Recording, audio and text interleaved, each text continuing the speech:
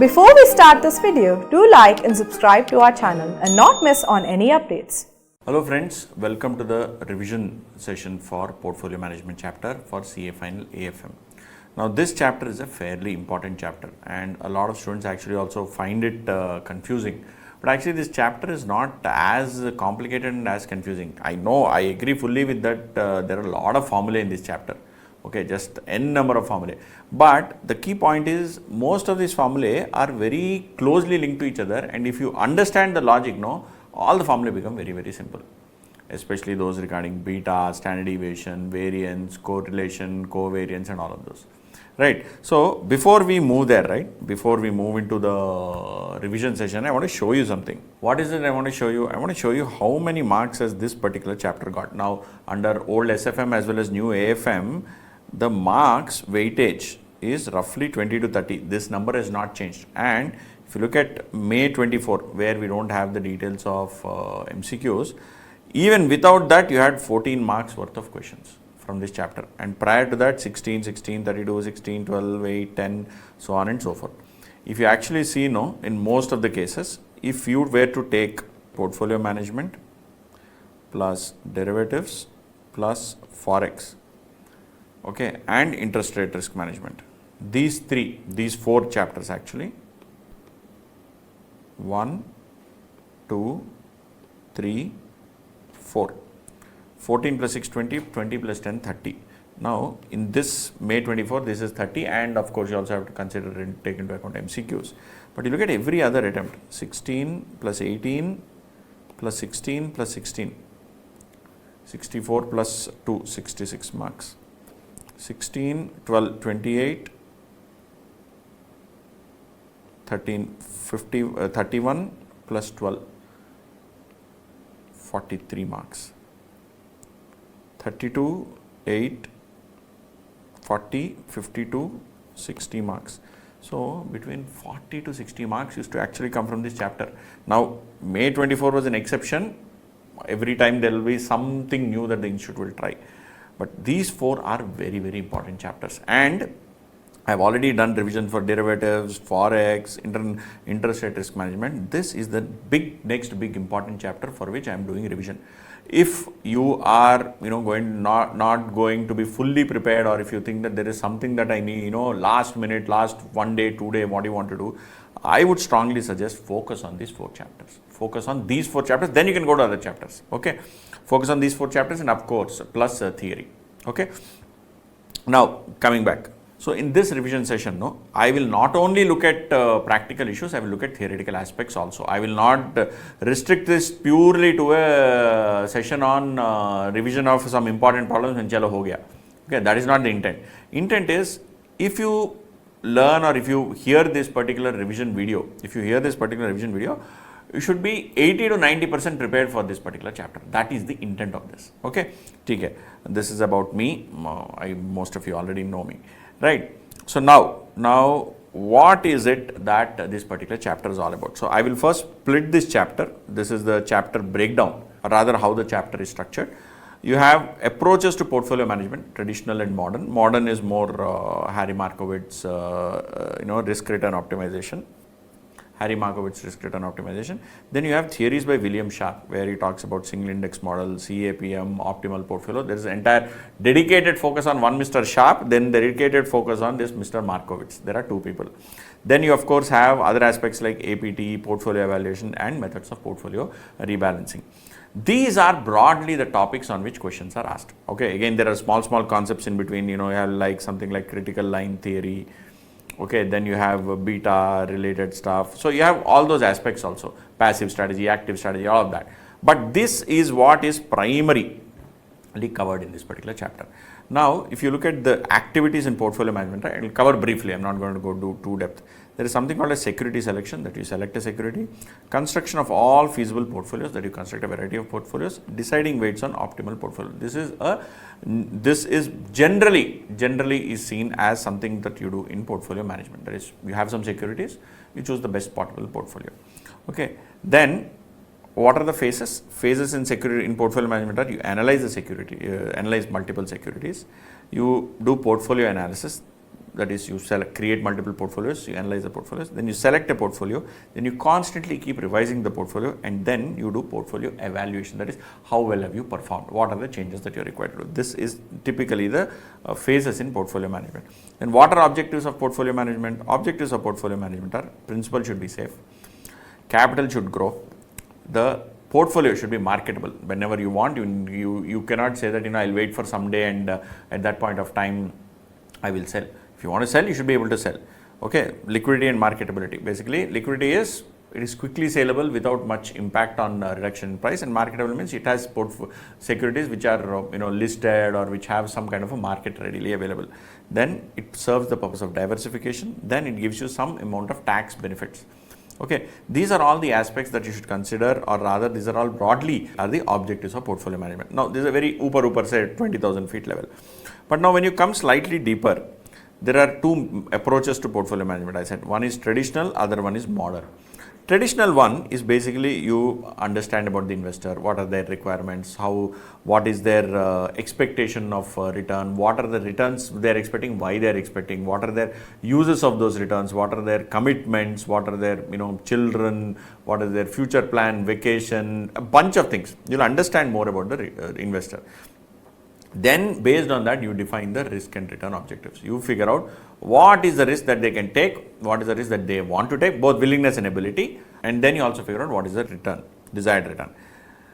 Then you formulate a strategy, you ensure that there is enough diversification, then you do a security selection. Okay, you basically diversify across various asset classes, then in each of the asset class you select a security. This has been the traditional approach. But one gentleman called Markowitz, he changed the whole story upside down. How did he change? I'll explain that to you as we move forward. But according to him, the focus should be on risk management and risk return optimization.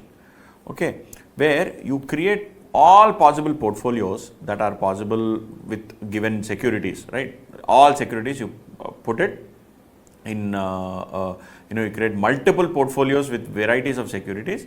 And then you create sort of huge list of portfolios, and then you plot them and you find out the one that is most efficient, and that is the process in which you will get best kind of security which will meet both your risk and return objectives. Rather than trying to find out do this traditional way, do this modern way. Now before we get into this modern approach, which is where we'll spend most of the time, we need to understand few concepts before we get there. In fact, a couple of slides later is where we'll land up there. And of course, we'll be solving problems. What are the types of risk? Risks are categorized into two types: systematic and unsystematic. Systematic means something that is related to the system. Because you are part of a system, just like the system, you face the risk. Basically, you are listed on NSE. If NSE, all the stocks on NSE face any risk, you also face that risk. So what are these risks? Interest rate risk. All of us are exposed to interest rate changes. Market risk. Everybody is exposed to market risk, variation in prices. Purchasing power prices, basically your inflation, everybody gets affected by inflation, every kind of stock gets affected by inflation. This is systematic. What is non-systematic? Which is not related to the system but only related to you as an individual or an individual stock or a company. Something that is very specific. You have financial risk, which is leverage. If you have leverage, you face risk. That is your problem, not market's problem. Okay, then you have businesses, that is your business, or companies in your sector, they face a risk, or your plant is located near a port, it can face tsunami risk. It is very specific to you, right? So you have these two kinds of risk: systematic risk and unsystematic risk. Now one of the key concepts that you have to understand in this whole particular story about systematic and unsystematic risk is, it has been seen that as you accumulate a lot of assets, right, lot of varieties of securities, or when I say asset, please think of it as securities, variety, and when I say security, it is not shares plus debentures plus anything else, right? When you accumulate a lot of them, right, in a portfolio, as more and more you accumulate, moment it crosses that magic number 30, right, the unsystematic risk gets nullified. That is, let's say you have a pharma company, you also have a shipping company. Now during COVID time, all shipping stocks faced a risk. So basically everything was stuck. So all shipping related stocks went down, but pharma related stocks went up. So the risk of change in price or negative change in price for shipping was very high, or negative risk, and for pharma there was positive movement. So both of them cancel out each other. So what has been seen is the unsystematic risk, basically the risk which is very, very specific to a particular security or asset, can be diversified. So more assets, and typically the number is seen as 30. Moment you cross 30, no, or when you reach 30, this unsystematic risk reduces. Then what does not reduce? This systematic risk does not reduce.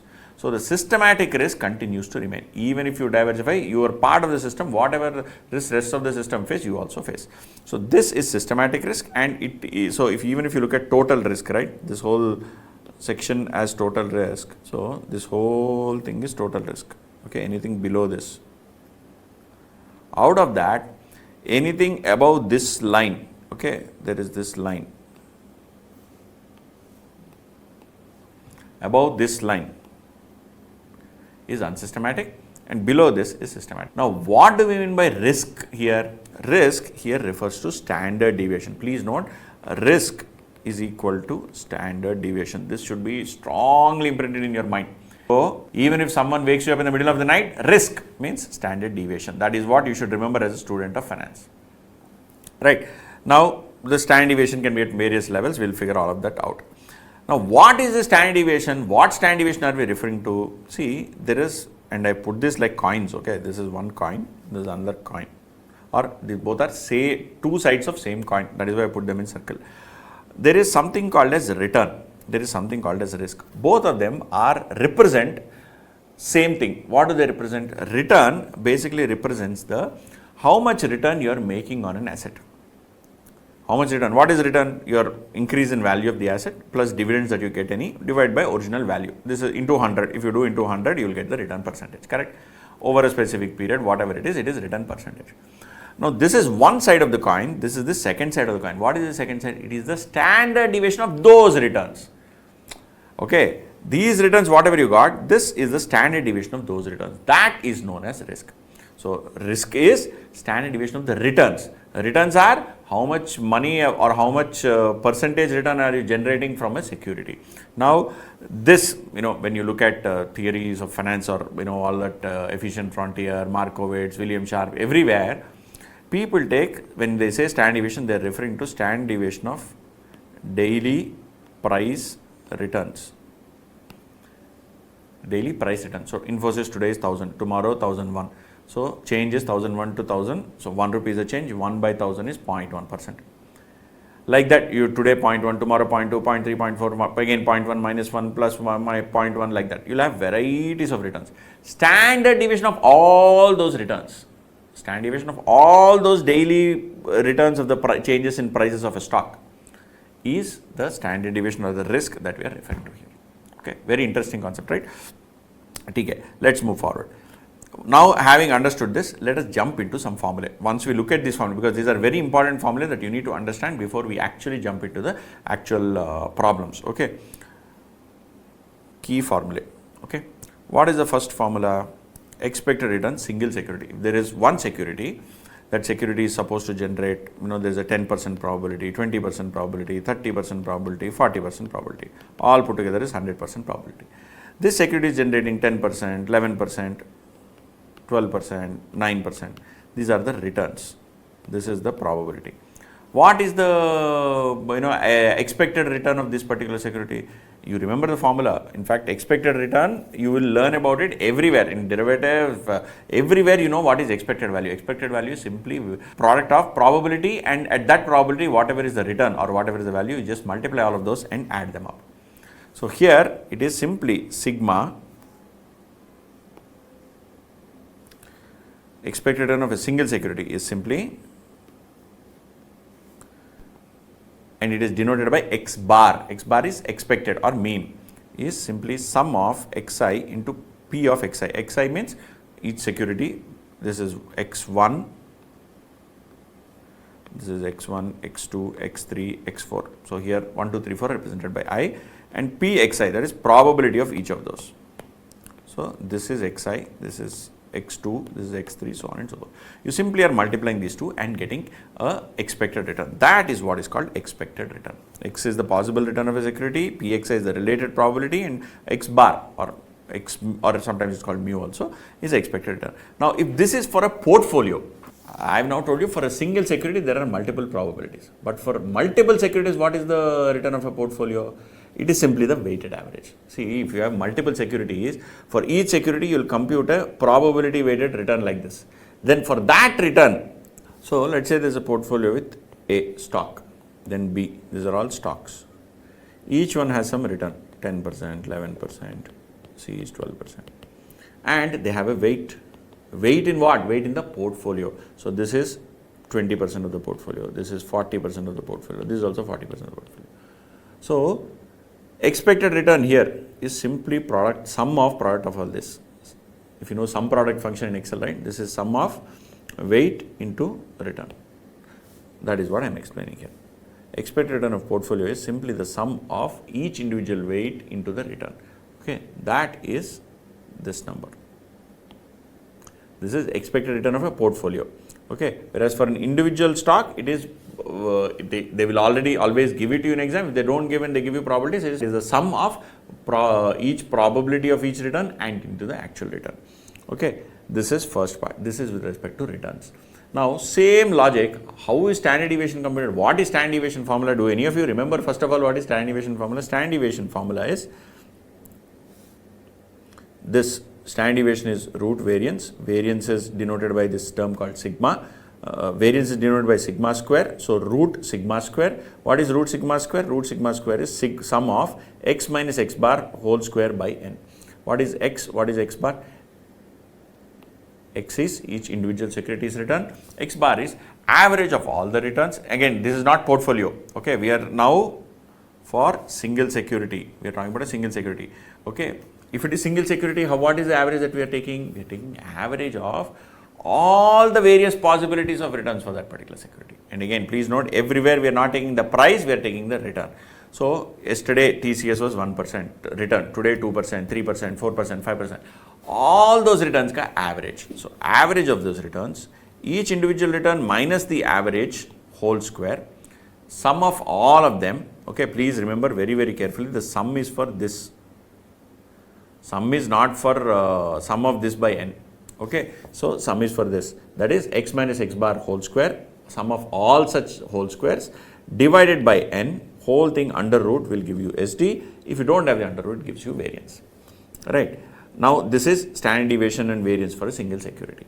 Now, what is it for a portfolio of two securities? Here you have to remember the formula A plus B whole square. What is A plus B whole square? All of us know A square plus B square plus 2AB. So, weight of security 1 into standard deviation of security 1. Where will you get standard deviation of security? Or you can compute. What is standard deviation? You can compute like this. Or they will give it in the exam. So, weight of security 1 into standard deviation. In a portfolio, if there are two securities, what is the standard deviation of the portfolio, not of each individual security? What is the return of the portfolio? It is simply the weighted average. We just saw that. But when it comes to standard deviation is A plus B whole square formula, which is weight of one security into standard deviation of that same security whole square, plus weight of second security into standard deviation of security whole square, plus 2 into standard deviation of 1, standard deviation of 2, weight of 1, weight of 2, into there is this magical term in between. What is this magical term? What is this fancy magical term that I am referring to? R. R here refers to rho, or it is basically the correlation. So, you have to bring in the concept of correlation when you are trying to compute the variance or standard deviation of a portfolio of two securities or more. Okay. See, if it is two securities, I said A plus B whole square. If it is three securities, A plus B plus C whole square. Then also square, it doesn't change to cube. It is just A plus B plus C whole square, because there are three securities. And there you have correlation between 1 and 2, 2 and 3, 1 and 3, like that. Okay. So, we will see that. Now, correlation and covariance. We have to first understand this. Correlation and covariance. Okay. What is this correlation? Correlation is, formula is covariance divided by standard deviation x, standard deviation y. Now, what are we referring to here? Correlation here. between two securities. If there is a security called X, the security called Y, if we put them in a single portfolio, what is the expected variance or standard deviation of that portfolio? For that, in order to compute that, we will do A plus B whole square formula. A is W1 sigma 1, B is W2 sigma 2, and when 2AB term, you have not only has W1, W2, but W1, W2 sigma 1, sigma 2, it also has a term called R, which is rho correlation. This correlation, okay, I will not tell you what is correlation now. We will see that in next 5 minutes. You'll understand. Has a formula which is covariance between those two securities and divided by their respective standard deviations. Okay, product of their standard deviations. So covariance divided by product of standard deviations, and this is also denoted by rho or this Greek alphabet called P. And the range is between -1 to +1, -1 to +1. What does -1 and +1 mean? If it is +1, it means that they are perfectly correlated. That is, they both move together. If it is -1, they are inversely correlated. That is, if one goes up by 1, other comes down by 1. If it is 0, it means there is no correlation between them. That is, this moves in this direction, this moves in any direction. Okay, we are trying to find out correlations of what? Correlations of the returns of the price changes of both two stocks. So Infosys moved up by 1% today. Now, will TCS move up by 1% or 2% or 3% or -1%? You find out correlations of their returns in the past and then say, oh, they both are correlated like this. So in future also this correlation might play out. That is how you figure out. Now, what is the formula for correlation? There are multiple formulas. One formula is this: covariance XY by sigma X, sigma Y. This is most commonly used formula. Okay, if you remember, this is more than sufficient, but there are a couple of more formula I want to give you. Okay, n sigma xy minus sigma x sigma y by n sigma x square minus sigma whole square minus sigma x whole square. See, please note, this is also known as sigma and this is also known as sigma. Okay, both are known as sigma only, so you shouldn't get confused. N sigma y square minus sigma y whole square. This is one formula. This is what? This is formula number 1. This is formula number 2. Then there is third formula also. Sigma xi minus x bar into ya minus y bar by sigma xi minus x bar whole square by sigma into sigma ya minus y bar whole square, both of them under root, here also under root. This is another formula. Now, do you need to remember this? 99% of the time you don't need to remember. Okay, if you remember this formula, more than sufficient. This formula, all these formula are linked only.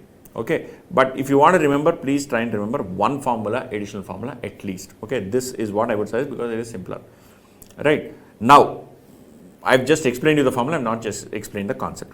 If this is what is the formula, what is this covariance? We already know what is standard deviation. What is covariance? Covariance also has a formula. I will explain what is covariance, but for now remember covariance as a formula. What is covariance of two securities is x minus x bar into y minus y bar whole thing sum by n. Okay, this is by n.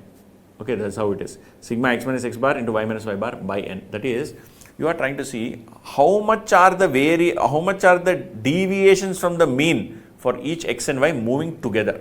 So x minus x bar into y minus y bar. They both, you have found out the deviations from the mean for each particular change, and they both, you are doing a product and dividing it by n. Product and then summing up and of course and dividing it by n. What does that mean?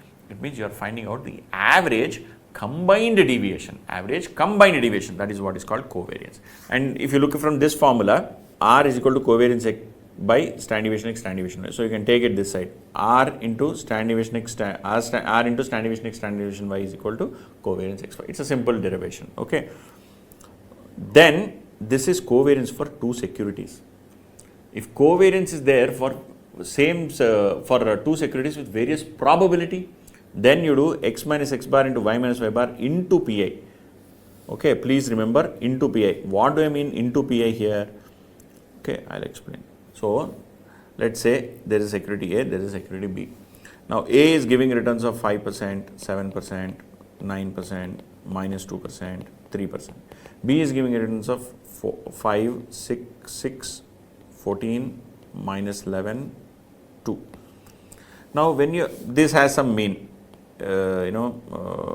x bar, this is y bar. Okay, y bar means y mean, which is basically mean of B. You are supposed to do 5 minus, first time for doing for this, 5 minus x bar into 5. This is this 5 minus y bar. Like that you have to do for all, then sum them up. You will get sigma x minus x bar into y minus y bar whole thing divided by n. This is covariance. This is covariance when you have two securities for which you have got various data points. Now same thing for various periods. Now same thing, if the question is, instead of giving you this data, they say probability of return of A is 5%, 9%, 29%, 39%. This is what? 68, 77, 82, 18%. This adds to 100. Then how do you compute covariance? Sigma x minus x bar. What is x minus x bar? Here what is x bar? X bar is 5% into 5, 7% into 9, 9% into 29, minus 2 into 39, 3 into 18. What is y bar? 5 into 5, 6 into 9, 14 into 29, 11 into 39, minus 11 into 39, 2 into 18. So that is how you find out x bar and y bar. So you subtract sigma x minus x bar into y minus y bar into probability. That is what is this formula. This is covariance of two securities, and covariance is found for 2 only. It cannot be found for 3, 4 and 5. It is between 2. Okay, into probability. That is what is this. Okay, n is number of observations. This is standard. Okay, so I have explained you what is return, what is variance, what is variance and standard deviation. Both refer to how you compute risk. Standard deviation is the risk, variance is square of risk. Then we discussed in that what are the formulas arising correlation and covariance. Okay, now we also have one more thing called coefficient of determination, which is simply the square of your R. R is correlation, right? Square of R is known as coefficient of determination. You may be given this in exam, so you please remember this. Then you also have something called as coefficient of variation, which is standard deviation by expected return. This concept I will come back, okay, because I want to teach this when I am solving a problem rather than hawa mein, in the air say something. Okay, we will come back to this. This I will say pending. We will come back. Formula is this: standard deviation by return or standard deviation by mean. Okay, that is the formula. I will explain this more clearly when we are solving something. Correlation is negative, meaning R is between minus 1 and 0. Correlation is positive, meaning it is between 0 and 1. Okay, so far so good.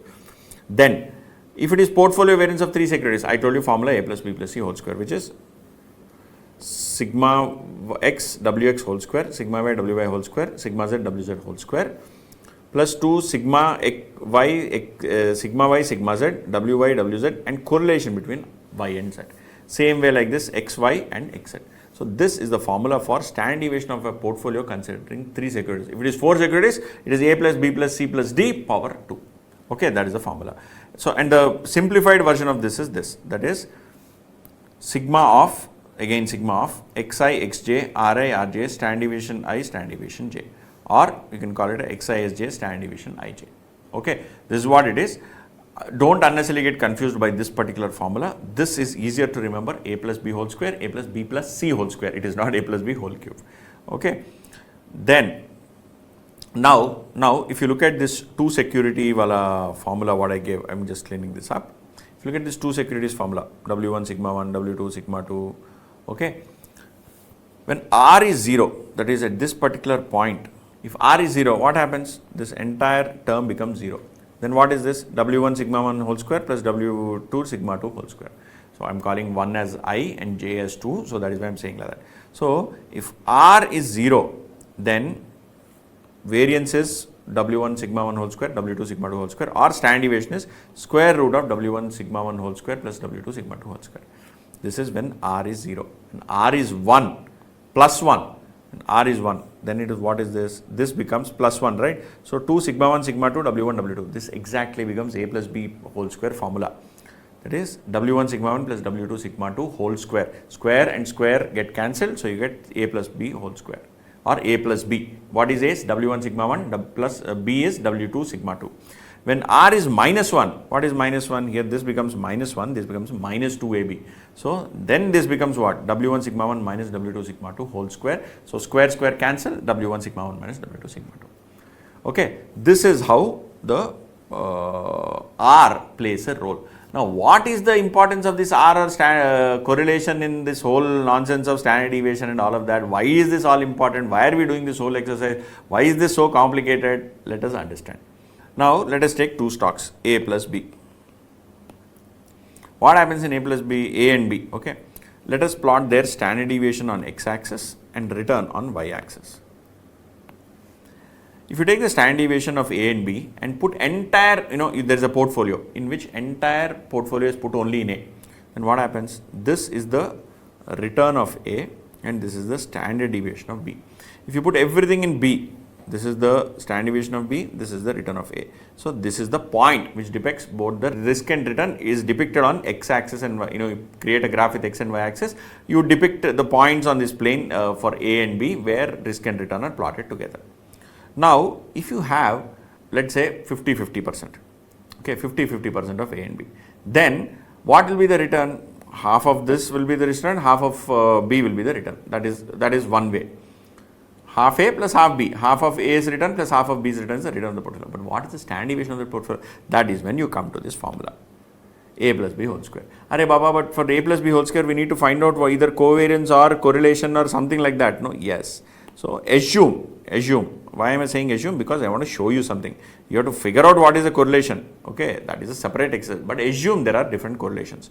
Assume correlation is plus 0.3 or minus 0.3 or minus 1 or so on and so forth. What happens is when you input these three numbers, any of these three numbers into this formula, right, the returns, okay, now this is 100% B, this is 100% A, this is 99, 98, 97 like this for A, okay, and this is B.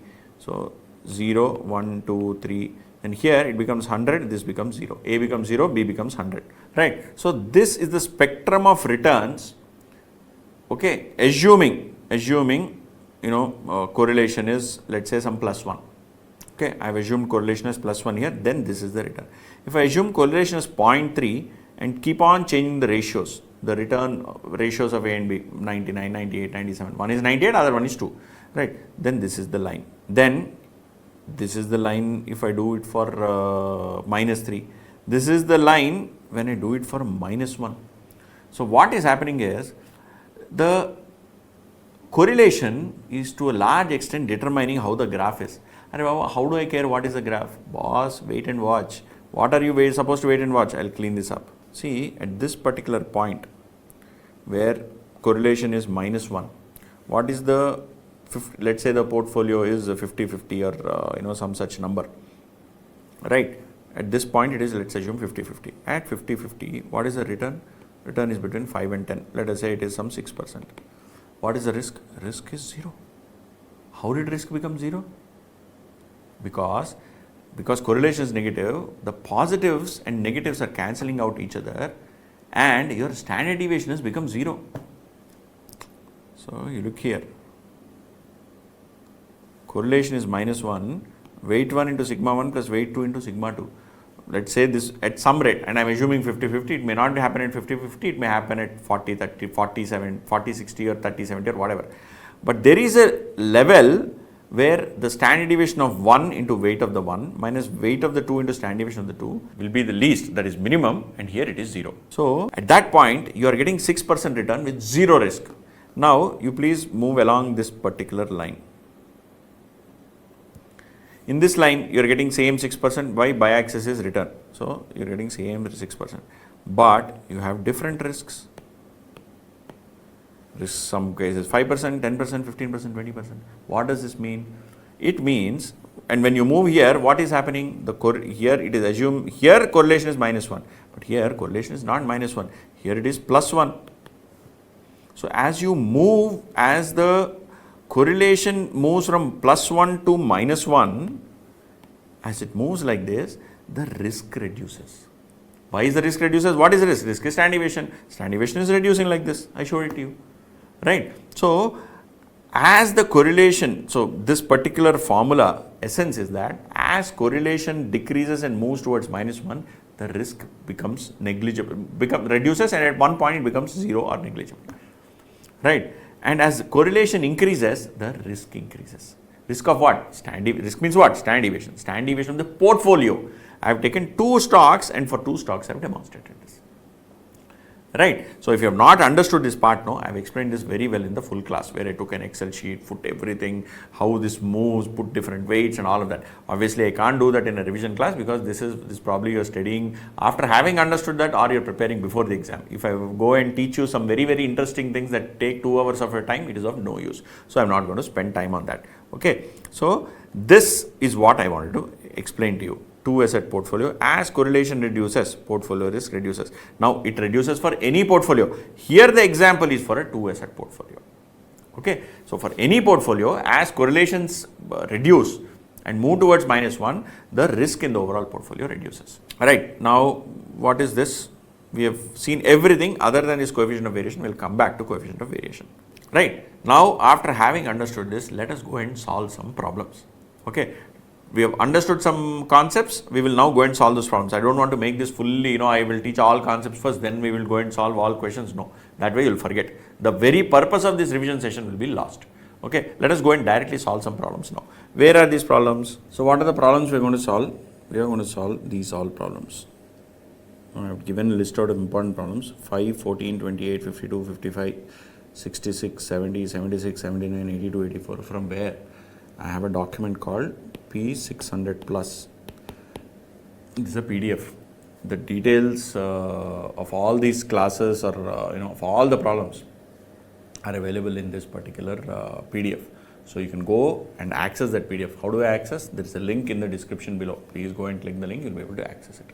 So let us go and solve this 5, 14, 28. But I think before we go to this 5, 14, 28, I think there is one more important concept that we need to solve. Or we need to understand. I think that is of the efficient frontier. Let us go and solve that and then come back, rather than making jumping right away into problems, because I think this concept, modern portfolio theory and concepts of beta, these are very important for you to understand, without which you cannot solve other aspects. So let us go and understand this first. What is this modern portfolio theory? Whatever you have seen here earlier, it is a derivative, where this 2 asset portfolio, it is a derivative of that, or it's a kind of a something that comes after this. Okay, so it is a logical flow. Now how does this happen? This portfolio theory, modern portfolio theory, they say that find mean variance efficient portfolios and select a suitable portfolio. Okay, that is what they say. So adequately summarizes investment outcomes. What does this do? Basically the assumptions of this particular Markowitz theory. Return adequately summarizes the investment outcomes. That is, return is the measure of investment. Investors can visualize probability distributions of various rates of return. That is, what all rates of return exist, what is their probability. It's a very unrealistic assumption, but it's an assumption.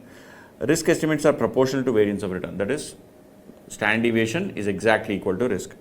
Investors are risk averse. That is, expectations high risk, high return. That is, typically they are risk averse. Okay, they don't like taking risk. If they take risk, they want high return. They are rational. That is, same risk, prefer investment with high returns. That is, it may be possible that 2 securities have same level of risk, but one of them has a higher return. So they are rational and they will choose the one that gives higher return.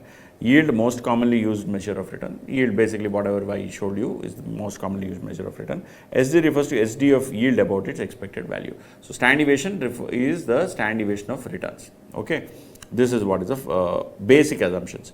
Now once you have these assumptions, right, and here we have taken what? We have taken 2 securities, and for that we have drawn a diagram like this.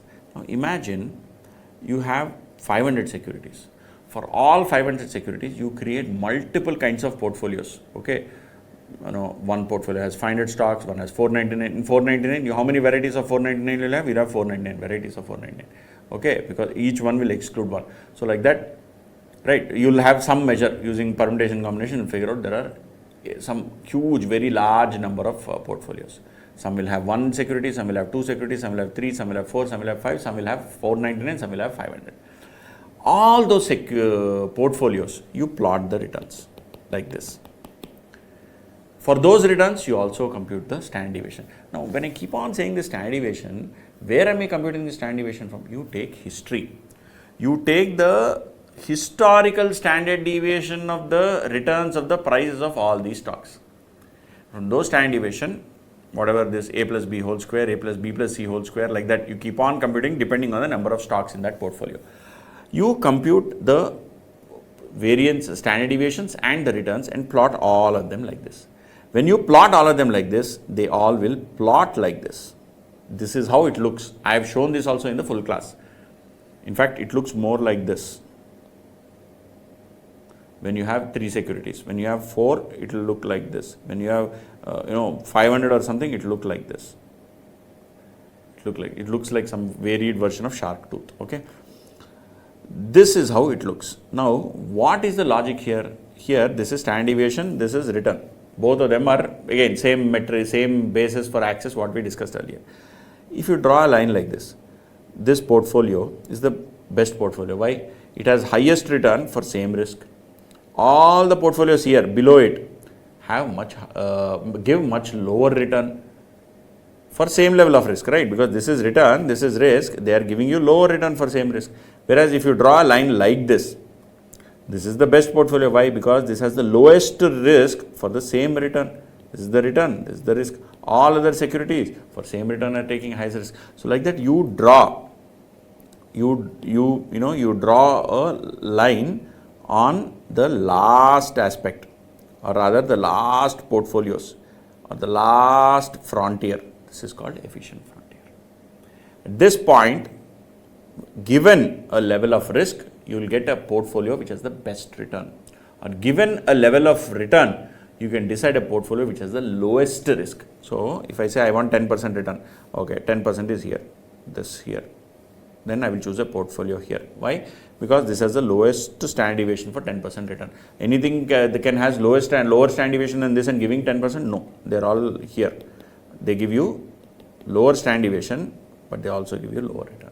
So given a specific standard deviation, you can find out the highest return portfolio. Given a return, you can find out the lowest standard deviation portfolio.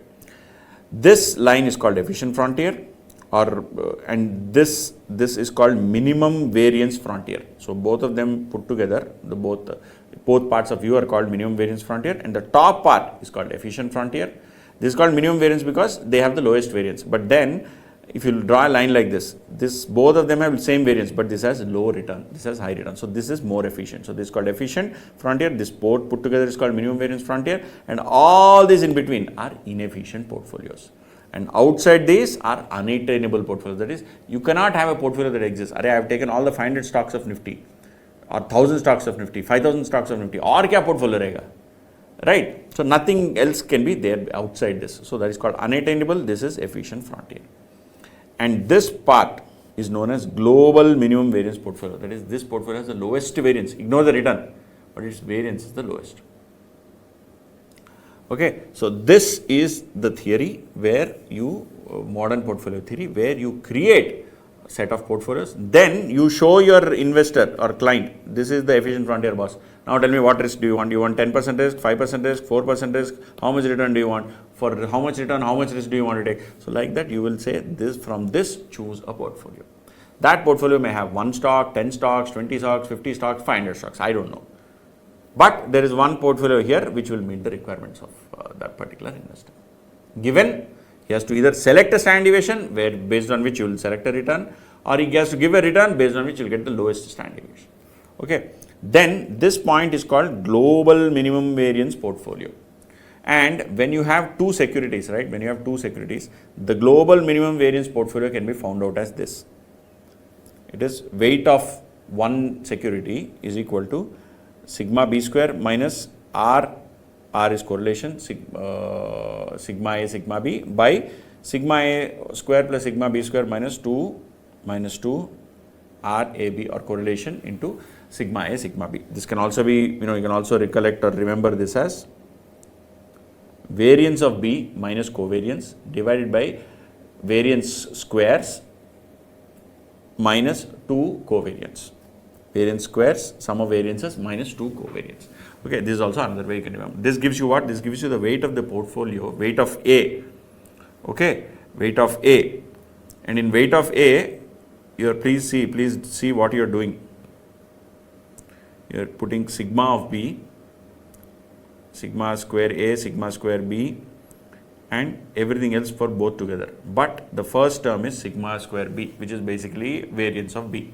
In order to compute weight of A, you are doing something for B. Okay, this is what is the formula. Right. Now, portfolio at the point which efficient frontier is tangential to investors' indifference curves is the optimal portfolio of investor. What is this indifference curve concept now? If you plot the investor, what is an indifference curve? Indifference curve is a curve along which you compare two items. Here we put standard deviation and return. Same stuff what we have above. But in this, here we got market data. Now we are putting investor data. I am along this entire line. I am happy anywhere. That is, if I get this return, I need this. If I have this risk, I need this return. This is same as the benefit or satisfaction or utility I get is same as getting this standard deviation and this return. So along this entire line, my satisfaction levels are the same. Along this line, my satisfaction is same. Along this line, my satisfaction level is the same. There is various risk return combinations. Your satisfaction level is same across the entire line. So like that, for an investor, you plot various indifference curves. Based on these indifference curves and this efficient frontier, what you have, you draw efficient frontier, you draw the indifference curves. They both have a tangent. This tangent is where the investor chooses the portfolio. This portfolio is what he chooses. Why? Because that portfolio is one. See, above that he is not going to get because that is unattainable. There is no portfolio which is above that. Below that, it is inefficient. This is the point where he gets a perfect combination of risk and return, and that portfolio is also available. And he is same anywhere along this point. His satisfaction is same along this line. But along this line, there are no portfolios. Only here there is a portfolio. So a combination of these two indifference curves of an individual investor where the satisfaction levels are measured and the efficient frontier, both put together wherever it's a tangential point, that is the optimal portfolio for an investor. Okay, this is an optimal portfolio for an investor. Now there is another concept called critical line theory. This is second pending thing. First we had something of coefficient of determination, coefficient of variation. That was first point, what I said we'll discuss later. Then we'll discuss this critical line theory also later. I don't want to discuss this now. Okay, then we will look at this whole beta thing and then we'll solve the problems. So now let us move to beta. What is this beta? You have to understand this. There's a lot of concepts that you need to understand before we jump into problems. Beta, the formula is correlation into standard deviation of security by standard deviation of market, or covariance by variance of market. Covariance by variance of market. Okay, either two formulas. If you remember any of these two, it is fine. Beta can also be computed like this: n sigma xy minus sigma x sigma y by n sigma y square minus sigma y whole square, or sigma xy minus n sigma x bar y bar by sigma y square minus n y square. Okay, these two also, one of them you need to remember, because there have been questions asked in the exam where computing this covariance and where computing beta using covariance becomes a tedious process. Then this is the easier process. Okay, one of these formula, please remember. I would strongly suggest the top one easier. Okay, and please note here xy mein y is market, x is security. That you need to remember. Okay, and here also m refers to market and I refers to security. Now, what is beta? What exactly is beta? We'll come to that. I'll explain to you what is beta. Beta we will discuss in a few minutes. But let me first, move forward with this aspects related to beta. Then I'll explain to you in detail what is beta. What is security beta? It is simply probability multiplied by respective beta values. So if there is a security which has beta probability of 20% with some value, 30% some value, it is simple some weighted some product of those probabilities and the beta. Whereas if it is a portfolio beta, it is simple weighted average of the portfolio. If it is a portfolio beta, it is weighted average of the portfolio. And market index or Nifty has 1 as beta. Government bonds usually have 0 as beta. Debt also usually has 0 of beta. Now beta refers to sensitivity. Please don't get confused between beta and correlation. Beta formula has correlation inside it. So beta refers to sensitivity of a particular stock's returns to returns of the market. Stocks returns to returns of the market. We will understand this in better as we move to the single index and chart model and all of that. But for now, please understand, beta is the sensitivity of a stock's returns to the returns of the market, which is why market return is 1 and the stock's return and the beta of a stock is this particular formula, any of these formula. Okay. Now, in case of a increase of beta of a portfolio, that is, if you want to increase the beta of a portfolio, there is something, this is again pending thing 3. We will come and discuss this. Okay, this entire aspect we will discuss this. 4, 5, we will come back. I want to discuss this when we are looking at a problem. Okay, but the reason why I wanted to discuss all of this was we have to understand this particular equation: equity risk premium, market risk premium, and so on and so forth. If you remember CAPM, what is CAPM? Expected return of a stock is risk-free rate plus the beta into market return minus risk-free rate. This is the CAPM formula you would have studied in Inter. If you have not studied, this is something that you should know. RF plus beta into market risk premium. This is known as market risk premium. What is market risk premium? Market risk premium is market risk premium, RM minus RF. What is equity risk premium? Equity risk premium is expected return minus risk-free rate, which you move it on this side. If you move risk-free rate here, then ER minus RF. This is known as equity risk premium, which is also equal to beta into RM minus RF, right? Because this is what is the formula, right? Beta into market risk premium is equal to equity risk premium. Okay, so you have to understand this particular formula before we go to problems. That is why I wanted to first take you through this. We will come back and understand other related aspects as we move forward. Okay, and I explained to you, how is weighted average beta computed and all of that. What is risk premium, and we also discussed what is the return of expected return of a stock: dividend by opening value plus capital gain by opening value, or dividend plus capital gain portion by opening value, or dividend plus closing value minus opening value by opening value. Okay, and RF is risk-free rate, GOI bonds yield. If not available, then T-bills. So if government bond yield is there, great. Otherwise, use T-bill rate. RM is market return. Typically take Nifty return. Okay, then we will come back to all of these aspects later. We'll come back to all of these aspects later because they are, in fact, 6. This is 7. Okay, this part is 8. All of this we'll discuss later. Let us go and look at 2 or 3 problems because I'm keen to solve problems as and when we are discussing a concept. So let us first come to this particular question number 5. What is question number 5? The following information is available with respect to JK Limited. There's some company called JK. Average share price in 2002, 3, 4, 5. So each year average price. DPS. Now probably dividend paid in that particular year. This calendar year financial, I don't know. Assume it is calendar year. Average index. What is index here? This is market. Okay, so basically average value of Nifty or Sensex or something. And dividend yield. This is average dividend yield or the dividend yield for that particular year only. Then you have return on government bonds. What is return on government bonds? You have 6%, 5%, 4%, 5%. Now using all of this, they are saying compute the beta value of the company. This is why I wanted to explain you all those concepts. Okay, as at the end of 2005. For 2005, what is the beta value at the end of 2005? It is based on past. Now you see what is the expected return, we discussed this, dividend plus opening, dividend by opening plus capital gain by opening. Now what is 2, 3, okay, when you have been given data like this, no, you don't know which is opening, which is closing and which goes where.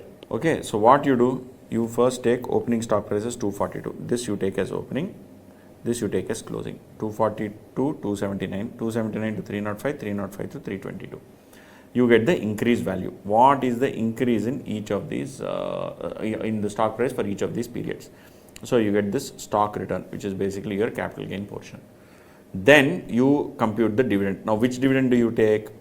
So when you take from 242 to 279, 242 is the opening price. So that is previous year's closing or previous year's average you've taken as opening. So previous year's dividend is irrelevant. So you take this dividend only. 25, 30, 35. So you take 25, 30, 35. Now what is the formula here?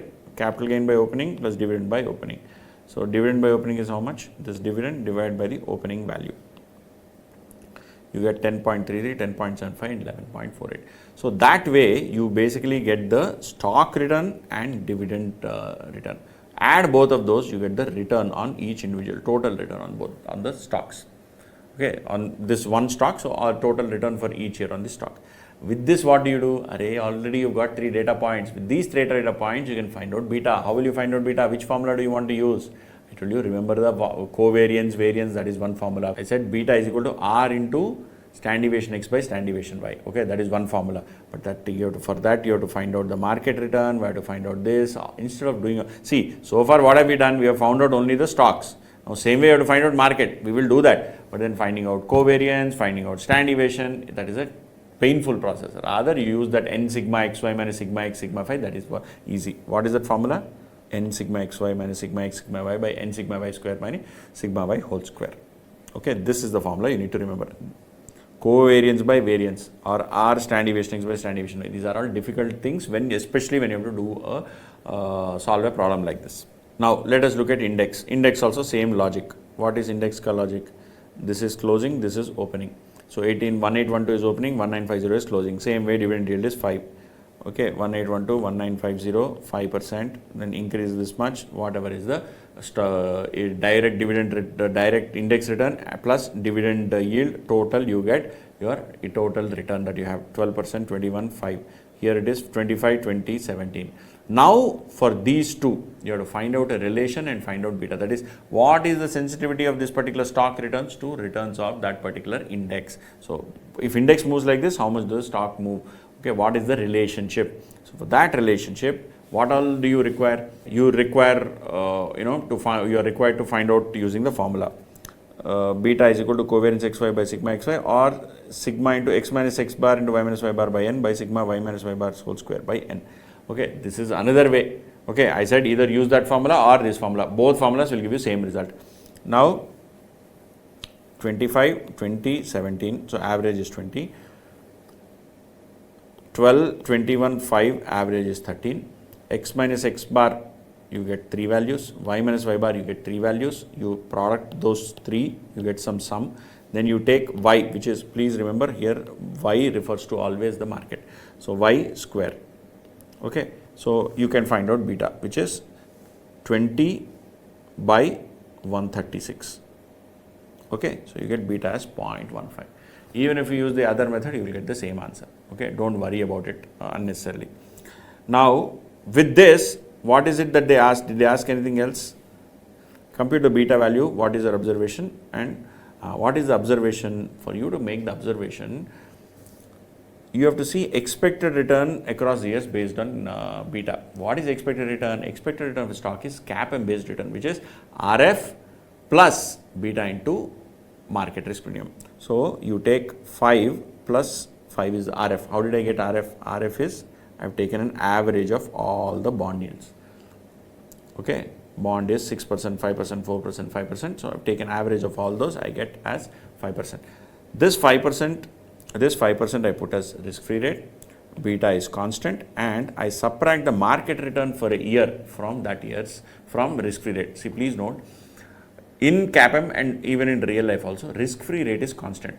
Market return keeps changing. That is why we did not take risk-free rate of 6% for 1 year, 5% for 1 year, 4% for 1 year and 5% for 1 year. No.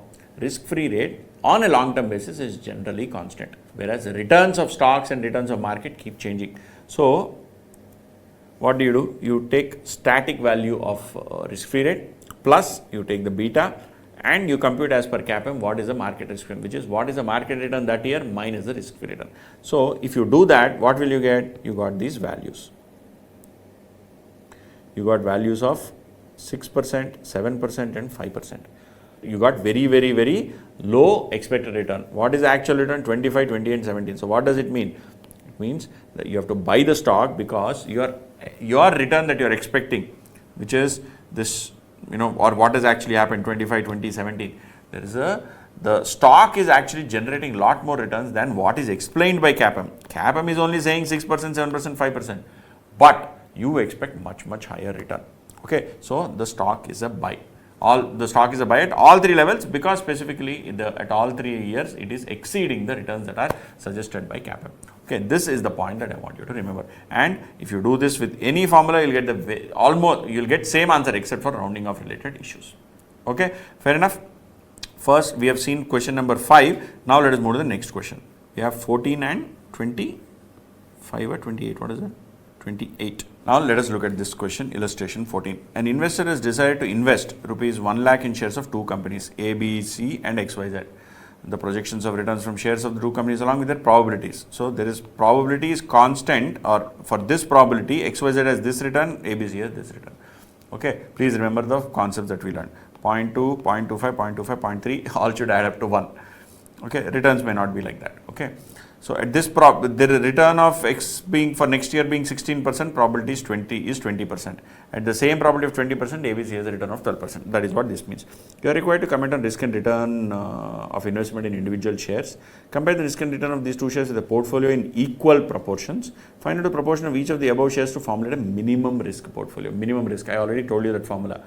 Right, we'll see, we'll come back to that. So what do you do for this? For this kind of a portfolio, I have 20, 25, 25, 30, this is the probability. Then return of 1 is 12, 14, this is ABC is 12, 14 minus 7, 24. You multiply both and add out all of it, you get 12.55. 12.55 is the expected return of this particular ABC for next year. What is it for XYZ? XYZ also will do. XYZ is 0.2 into 16, 0.25 into 10, like that you do everywhere, you get finally 12.1%. So 12.55, 12.1, you got the return.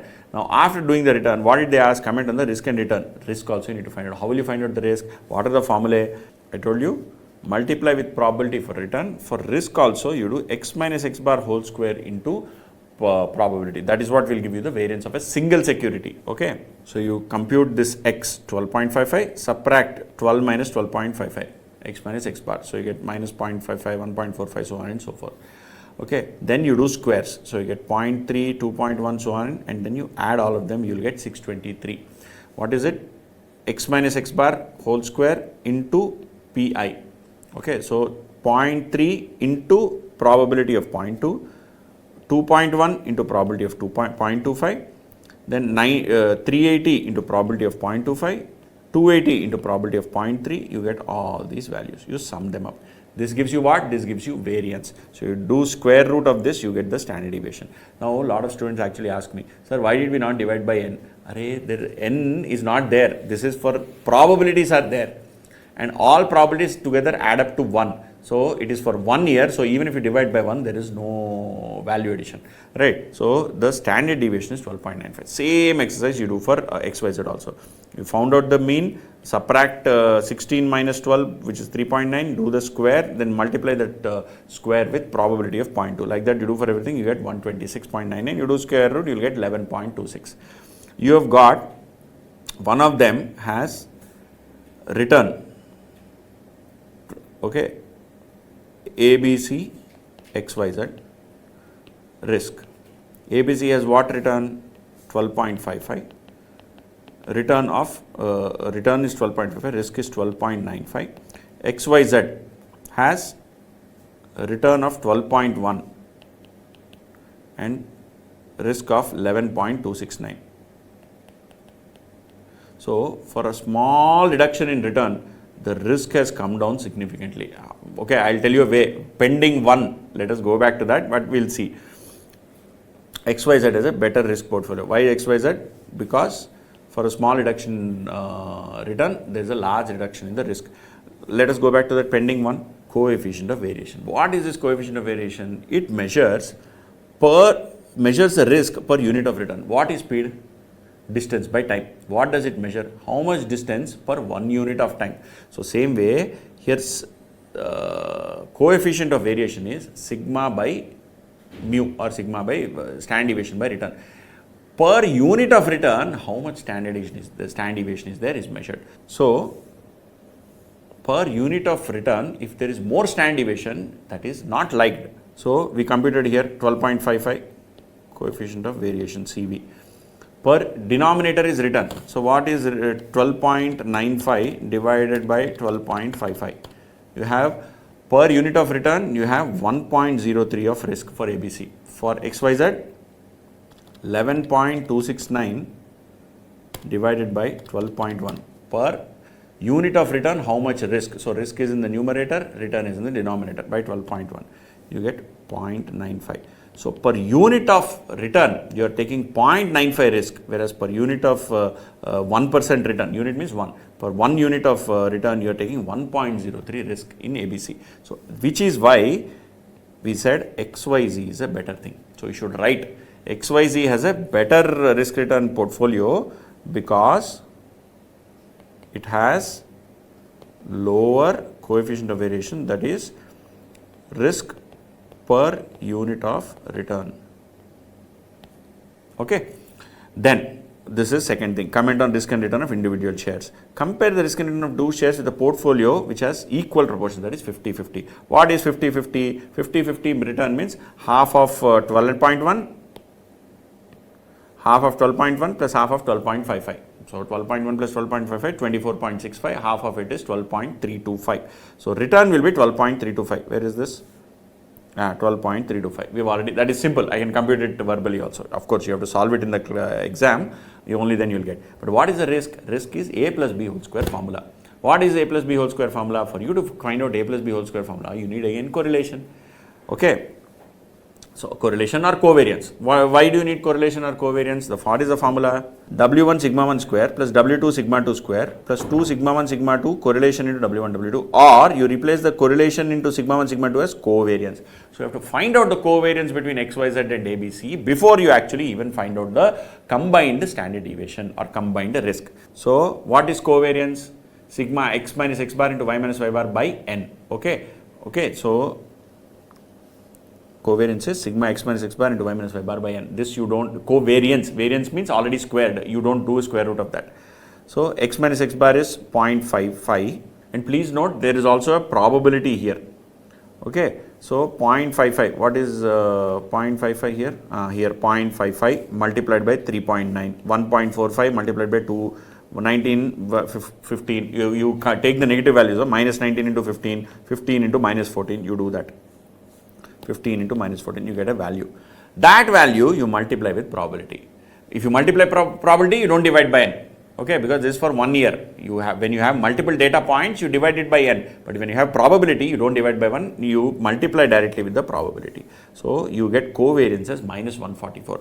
With covariance as minus 144, okay, either you can find out correlation and then do it, or you can substitute here directly the value of covariance. Either ways, you will get the same answer. This correlation you substitute in the formula. What is formula? A plus B whole square formula.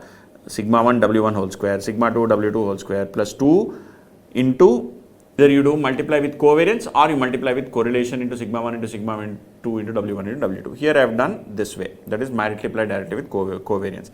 You get the sigma, that is variance of the portfolio as 1.54. So the standard deviation is square root of that, which is 1.24. Now what is all this required for? So that you've got the standard deviation. Why? They asked what is standard deviation. That was a specific question. What is expected return of this portfolio? 0.5 into 12 and 0.5 into 12, this 12.33. Shares have negative correlation and hence 50-50 portfolio has very low risk. Why do they have negative correlation? Because this is minus value, right? It's minus 9.38, which is why what has happened? The return is same 12.33, but the risk is 1.24. Risk is here 1.24, but what was the original risk of each of those? You had 11 as the risk for one, you had 12 as the risk for the other. But for combined portfolio, risk is only 1. That is the key point that you have to understand. Each one had 12, 11 as standard deviation, but the combined portfolio was only 1.24 as standard deviation. Okay. Then what is the third thing that they have asked? Find out the proportion of each to formulate a minimum risk portfolio, which is what? Which is this formula. WABC at minimum variances, the variance of the other minus covariance divided by sum of variances minus 2 covariance. That is why covariance needs to be found, or you can do it with correlation also. So 11.269 whole square, which is for the second item, minus the covariance by do squares of those and minus 2 of covariance. So you will get the weight of one item 1, which is not B, which is A. A is 0.465, or in our case we took XYZ as this. So XYZ is 0.465. If XYZ is 0.465, then ABC is 0.535. This is the minimum risk portfolio. How will it have minimum risk? You please substitute all the numbers and you will see it has a portfolio variance or portfolio standard deviation of 0.92, but we earlier got how much? 1.24. This one, instead of doing 50-50, if you do 46.5 is to 53.5, you will get a standard deviation of the portfolio is even lower. This is why I wanted to explain those concepts, immediately solve a problem so that everything understanding is together. So you have understood about beta, various beta formulas, covariance, variances, then covariance with probability, then A plus B plus C whole square formula, then minimum variance, everything combined into one. Okay, I hope you have understood this. Now, after having understood, let us move to the next problem. So friends, now let us move to the next question. This is illustration 28. An investor is holding 1000 shares of fat class company. Presently, the rate of dividend being paid by the company is rupees 2 per share, and the share is being sold at 25 per share in the market. Okay, dividend is 2, share is sold at 25. However, several factors are likely to change in the course of the year, as indicated below. So these are the current details. This is the revised details. And we have the above, whether the investor should buy, hold, or sell the securities and buy. This question was, if I am not wrong, was asked in May 24, a similar kind of question. May 24 or November 23, I don't recollect, but a very, very similar question was asked in May 24 or November 23. Now, first thing, investor is holding 1000 shares. Okay, forget that 1000. Presently, the rate of dividend is 2 per share and share is being sold at 25. So, you have to figure out this 25, whether it is right price or not. That is what they are saying, right? Whether the investor should buy, hold, or sell the shares. So, is 25 correct or not? Now, this is the existing data, this is the revised data. Now, based on the revised data, first let us enter the data here. 25 is the current market price, D0 is 2. Currently, it is paying 2. Now, if this is existing and this is revised, okay, this is what is likely to happen. So, based on the revised numbers, what is going to happen? So, if your growth rate is 5% here and growth rate is 9% here, what growth rate are they referring to? They are referring to the growth rate of the dividends. So, dividends are expected to grow from 5%, or rather old growth rate of dividend was 5, current growth rate is 9. So, this 2 rupees will grow by 9%, which is 2.18. That is one number. Right. Now, what is cost of equity? Cost of equity as per CAPM, RF plus beta into MRP. Now, have they given these data points? Risk free rate is there, market risk premium is there, beta is there. So, old versus new, both of them you can find out. But what are you more required to find out? You are required to find out the entire question is more about revised numbers. Anyway, we will find out both. So, 12%, which is your RF, plus market risk premium of 6 into 1.4 and 4 into 1.25. So, RF is also changing, beta is also changing, everything is market risk premium is also changing. So, existing, the cost of equity is 20.4, revised cost of equity is 15. Okay. Now, we have D of 2, D0, which is current year dividend is 2, it is growing at 9%, so 2.18 is the revised one. And cost of equity, we have just arrived at revised cost of equity of 15%. So, what is P0? P0 is equal to 2.18 by KE. KE is 15% minus G. G is 9%. So, 2.18 by 0.06. So, you get rate of 36.33. Currently, the price is 25. And if you were to do as per the old things, okay, old data 2 and growing at 5%, cost of equity is 20, growth rate is only 5, the price is 13.636. So, what are we saying here? Currently, the shares are trading at 25 compared to intrinsic value of 13.66. They are overpriced. However, if investor is confident of the revised estimates, then current market price of 25 is cheap as compared to the expected price of 36. It is better to buy in such a case. If they don't work out, then you may dispose of. But otherwise, it is better that you buy this particular share because it is as per your own estimates, the price is intrinsic value is 36 rupees. Okay, this is one question number 28 that we have done. Next, let us go to this question number 32. What is this 32? A portfolio manager is following 4 stocks in portfolio: VSL, CSL, SML, APL. Shares are 10,000, 5,000, 8,000, 2,000. Market price is 50, 20, 25, 200. Beta is 0.9, 1.5 and 1.2. Compute the following. Portfolio beta. What is portfolio beta? Simply the one product of this into this whole thing divided by sum of this. Okay. So, you get some value. I will look at the solution, it is easier that way. Shares into market price is 10,000 into 50 is 5 lakhs. 5 lakhs into beta of 0.9 is 4.5 lakhs. Like that you total all of them, which is beta into portfolio value, you get something, divide by the total portfolio value. So 13.3 lakhs divided by 12 lakhs, you get 1.1083. This is the beta. Very, very simple aspect. Portfolio beta is one of the simplest concepts. It is weighted average beta of the entire portfolio. It is weighted average beta of the entire portfolio. Then if the PM seeks to reduce beta to 0.8, PM means portfolio manager, how much risk-free investment should he bring in? See, there are two kinds of questions that can be asked in exam. How much should he dispose of from current value and invest in risk-free asset, or how much risk-free asset should he bring in? Okay, now let us see how they differ.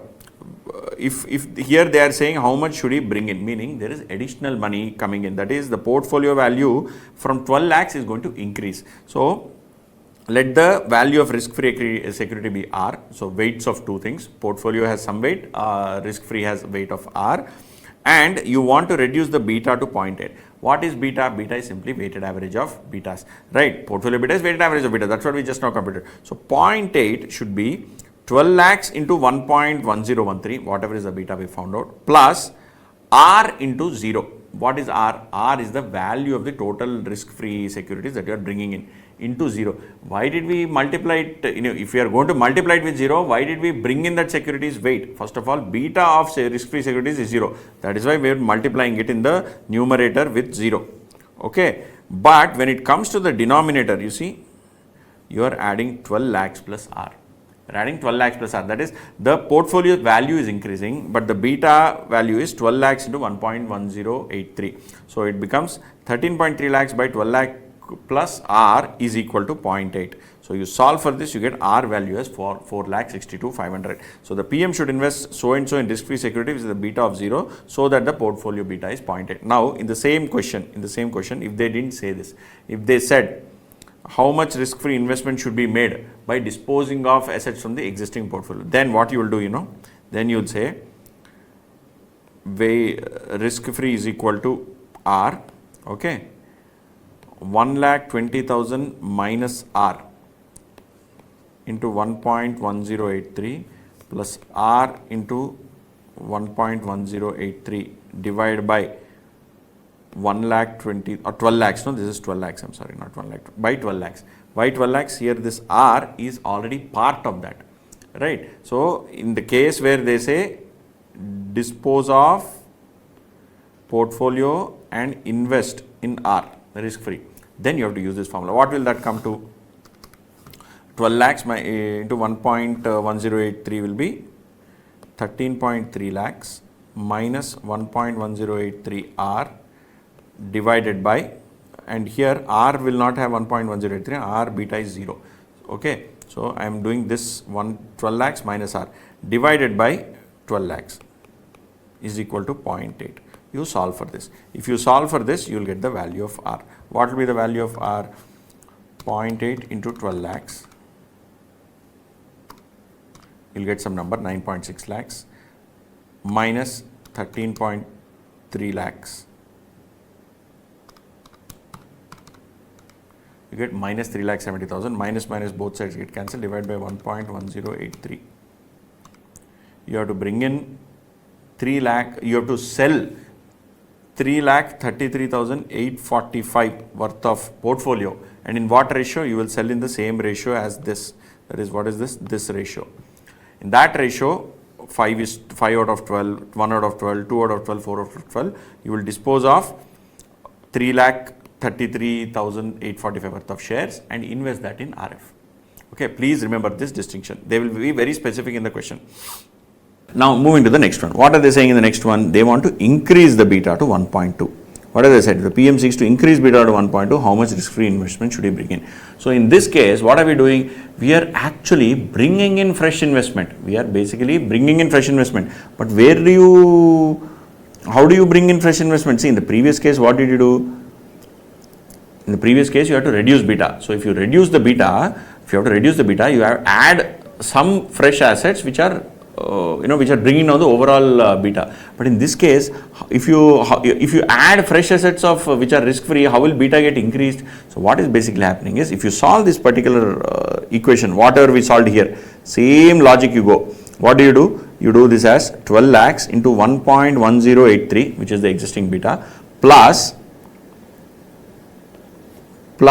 you do this R into 0, how much ever risk free you have to bring in, okay, and divided by 12 lakhs plus R. You equate it to 1.2. 1.2 is equal to 12 lakhs into 1.083 into R plus R into 0 by 12 lakhs plus R, or 13.3 lakhs, I am just deleting this, which is same as 13.3 lakhs by 12 lakhs plus R, which is equal to 1.2. Okay, now equate these two parts. These two parts, equate this part and this part. That is 12 lakhs into 1.2 plus R. Okay, 12 lakhs plus R into 1.2 will be equal to 13.3 lakhs. Then you solve for R, you get a value of negative. What is this negative 91,000? See, in the previous case, what did we assume? We assumed that there actually is going to add fresh money. Okay, is going to bring in fresh money. That is when 4,62,500 was supposed to be the fresh risk-free asset that is going to invest as part of this portfolio. Now what we are saying is, against this portfolio you are going to be shorting risk-free assets. You are going to be shorting risk-free assets. Now the risk-free assets, if it is plus, it is investment. If it is minus, you are going to be shorting risk-free assets. Now it is very clear. Please remember, like in the previous case as I explained, are they saying you are going to get, are they saying how much risk-free asset investment should you bring in? That is a very specific question, compared to how much of the existing assets should you either buy or sell, or should you change in such a way that the beta goes, right? Beta increases or decreases. Even in the previous case I told you that if you dispose of some of the existing assets and invest in the risky assets, then also your beta will come up or go down. Same way here also, if you dispose of some assets and without changing the total value of the portfolio, that is total overall value of the portfolio, say it still remains at 12 lakhs, then that's a different method. But here what are we saying? We're not saying that total portfolio value cannot change. They are very specifically saying that what is the risk-free investment you should bring in. So in first case you are bringing in 4,62,000 in order to reduce the beta. In the second case, you will short 91,667 of risk-free assets against this portfolio in order to increase the beta. So if you were to look at it, the 12 lakhs is your existing portfolio, and you also have this 91,667 that you shorted. Okay, and you look at the weighted average, you will get the beta of the portfolio. What is the weighted average? This 12 lakhs is 1.1083. This minus 9667 has 0. So what is the total weight? 12 into 1.1083 plus 0 divided by 12 minus 91,667. That will be what? Same thing what we did earlier. 13 lakhs 30,000 divided by, or I'll do this as M plus, 12 lakhs minus 91,667. That is 110,833. That is, numerator is 13.3 lakhs divided by 110,833. So 13 lakh 30,000 divided by 110,833. You get 1.2. Basically, your overall portfolio has changed this way because you have shorted risk-free assets. Okay, hope you have understood this part. Now let us go to the next element. So we have done now what? 28 and 32. Now let us go back and to some of the concepts, because I think we have only done part of the concepts. Let us go back and understand some more concepts, and then we will again come back to solving problems. So friends, we have understood this number 1, whatever is the pending thing I said, what is coefficient of variation, I have explained it to you. What is the per unit per unit of return, what is the risk that we need to take, this concept.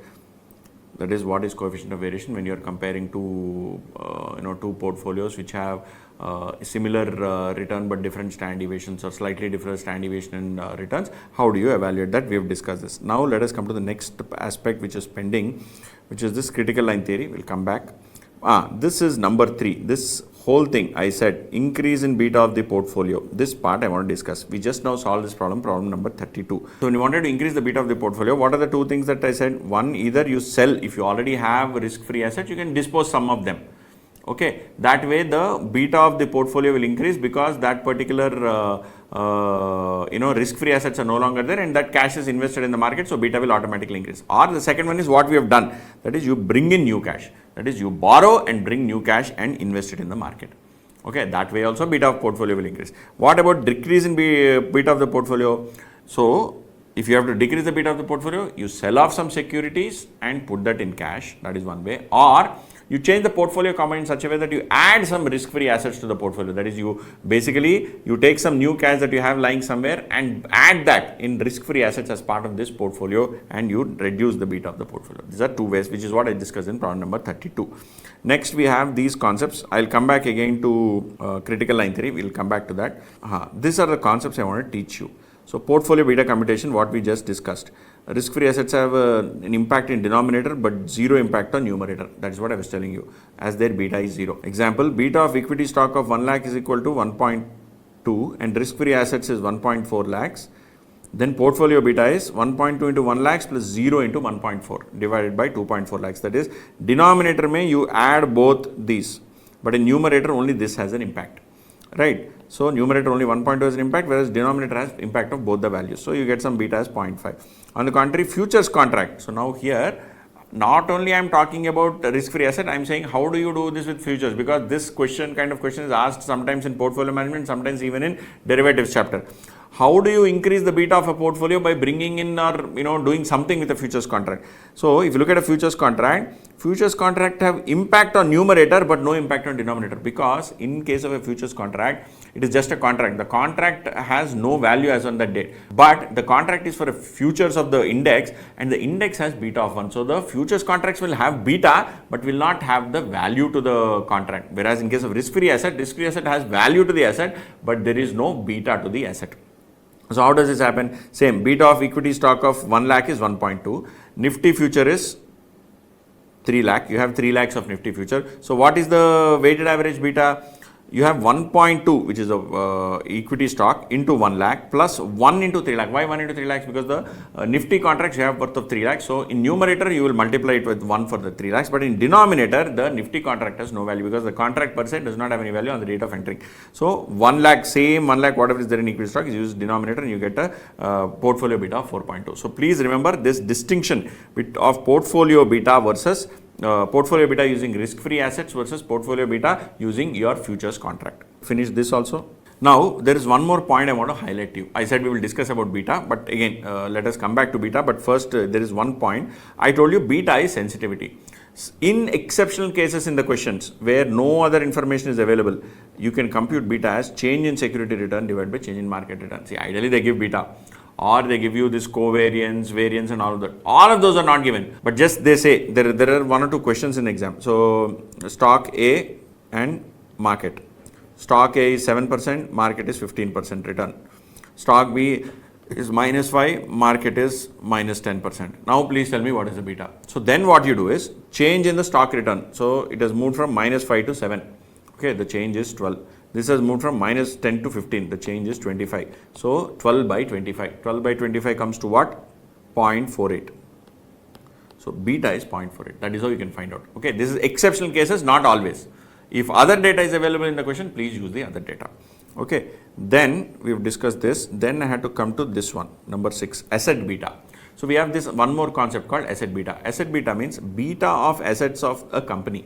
Okay, so entire assets, beta of all the assets of the company is actually weighted average of beta of equity and debt. Okay, beta of debt usually is 0, but please note, when you do, it is again also weighted average only. Okay, beta of equity into equity value by equity plus debt into 1 minus t plus beta of debt into debt by equity plus 1 debt into 1 minus t. There are 2-3 things that you should notice here. First one is, there is something called beta of debt. Usually I said it is 0 because debt values do not move with respect to movement in equity markets. Second thing is, we have something here called d into 1 minus t. So a lot of students get confused. Why is this d into 1 minus t? I mean, why don't we take simply equity by equity plus debt? Why cannot not be equity by equity plus debt? Why do you have to add this number 1 minus t? See, what happens is, think of a perpetual debt. What is the value of a perpetual debt? A value of a perpetual debt, let's say you have a 10% debt which is giving 10% coupon. Okay, and value of it is 100 rupees. On 100 rupees, 10% gives you 10% coupon every year, 10 rupees coupon every year. The current market rate is 7%. Then how do you value perpetual debt? You will value it by D by KE formula is there, no, for no growth dividend, no growth value of a share when dividends are not at all growing. You do D by K minus, same logic. You will do 10 by 0.07. You will get some value 140, 150, whatever. But this is, okay, you will get some value. Now this value is basically the value of the debt security. Whatever face value is 100 is I didn't know at 143. But this 10 whatever you got, it is not after tax. It is typically not after tax. Coupon is coupon. So you subtract this value and then find out. So if you do subtract tax rate 1 minus 30% or whatever, then you probably will end up getting a value of debt which is probably 90 or 100 or 110 or whatever that number. Here also, as far as the company's financials are concerned, you are basically assuming that this debt has some good, this debt has some impact of tax. That is, there is a tax benefit that is accruing to the company by raising this debt. So, which is why when you do this formula beta of asset is weighted average of beta of equity and beta of debt, and debt value everywhere is debt into 1 minus t, where you are adjusting for the potential tax benefit that accrue, assuming it is a perpetual debt. Why are you assuming even first of all it's a perpetual debt? See, in case of companies, large companies, they always operate on going concern basis. So debt will always be there in the balance sheet. The capital structure will always have debt in that. Now here what are we doing? We are basically finding out ungeared equity beta or asset beta. This probably you would have learned in CA inter FM classes.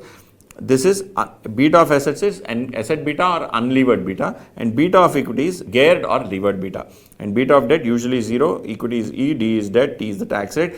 If tax rate is not available, you can ignore, but if tax rate is available, you have to necessarily subtract 1 minus tax rate. You have to multiply D into 1 minus tax rate necessarily. Okay, this is done. Now we have discussed this. Then now let us go and understand the CAPM model and a couple of other models before we move to rest of the problems, because I want to help you understand these concepts and then move there. We have already discussed this efficient market portfolio. Okay, we will come back to critical line theory, this pending thing, but we will now understand these, and then again I will come back to beta. I'll come back to beta and so on and so forth. Okay, now there are, before we move to CAPM, CAPM obviously is here, which all of you know, expected return is equal to risk-free rate plus beta into return on the market minus risk-free rate. And I explained you what is equity risk premium, what is market risk premium also. So if required return as per CAPM, that is if CAPM says you have to generate a return of, let's say 15%, but you yourself are estimating the return is going to be 20%. What does this mean? The current market price is less than the ideal market price. Actual market price is less than ideal market price. So stock is undervalued, you buy. Same way, if required return as per CAPM is greater than expected return, exactly ulta.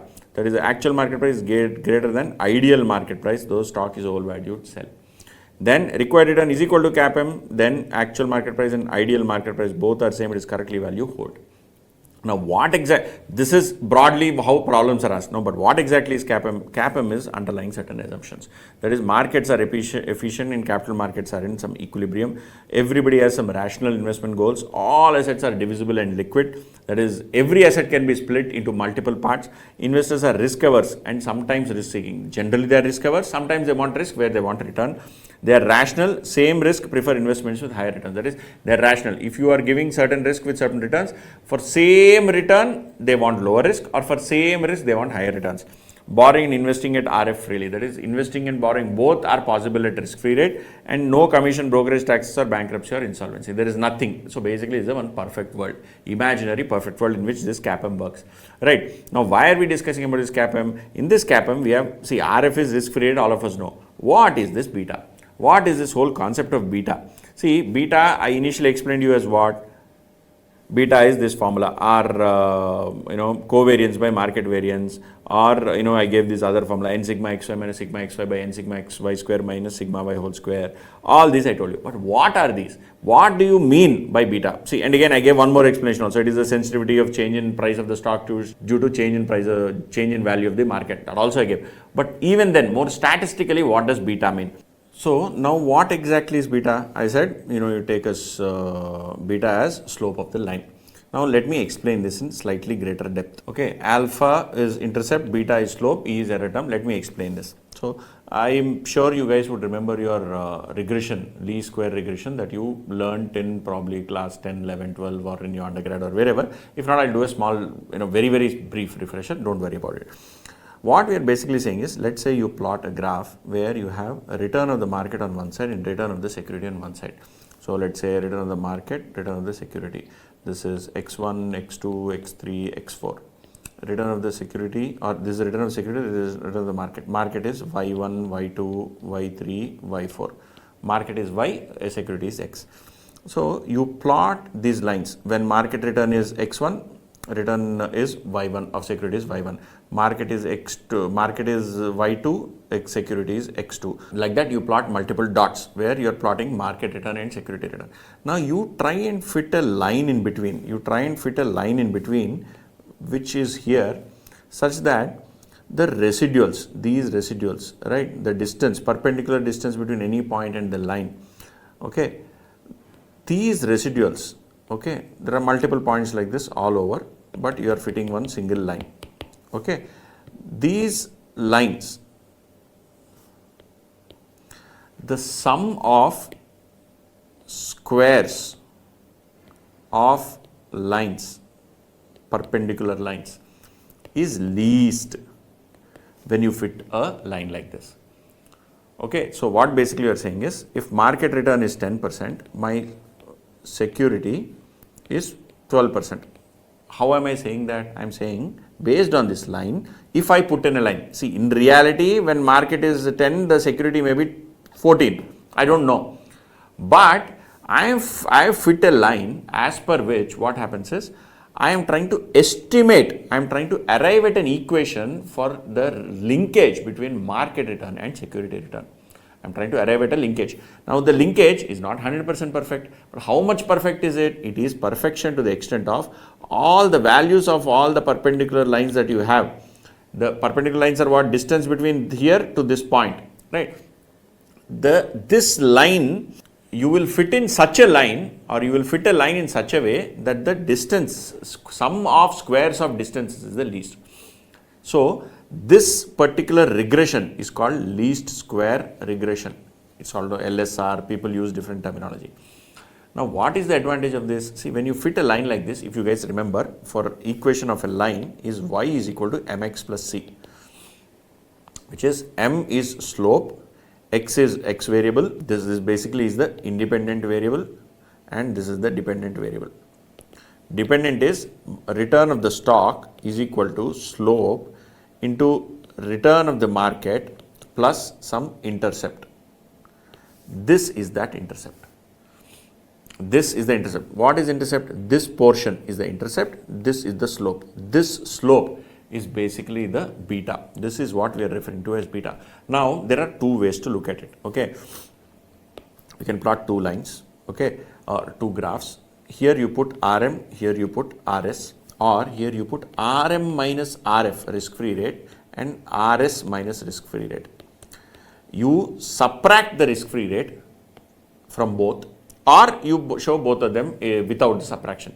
Either ways, the beta will be like this. Either ways, the slope line will be like this, right? Because as far as properties of standard deviation, covariance, beta are all concerned, if you subtract same number from both market return and security return, there is no change. So you can actually go and do this on Excel. So if x, y, x minus a, y minus a. So you have all these values.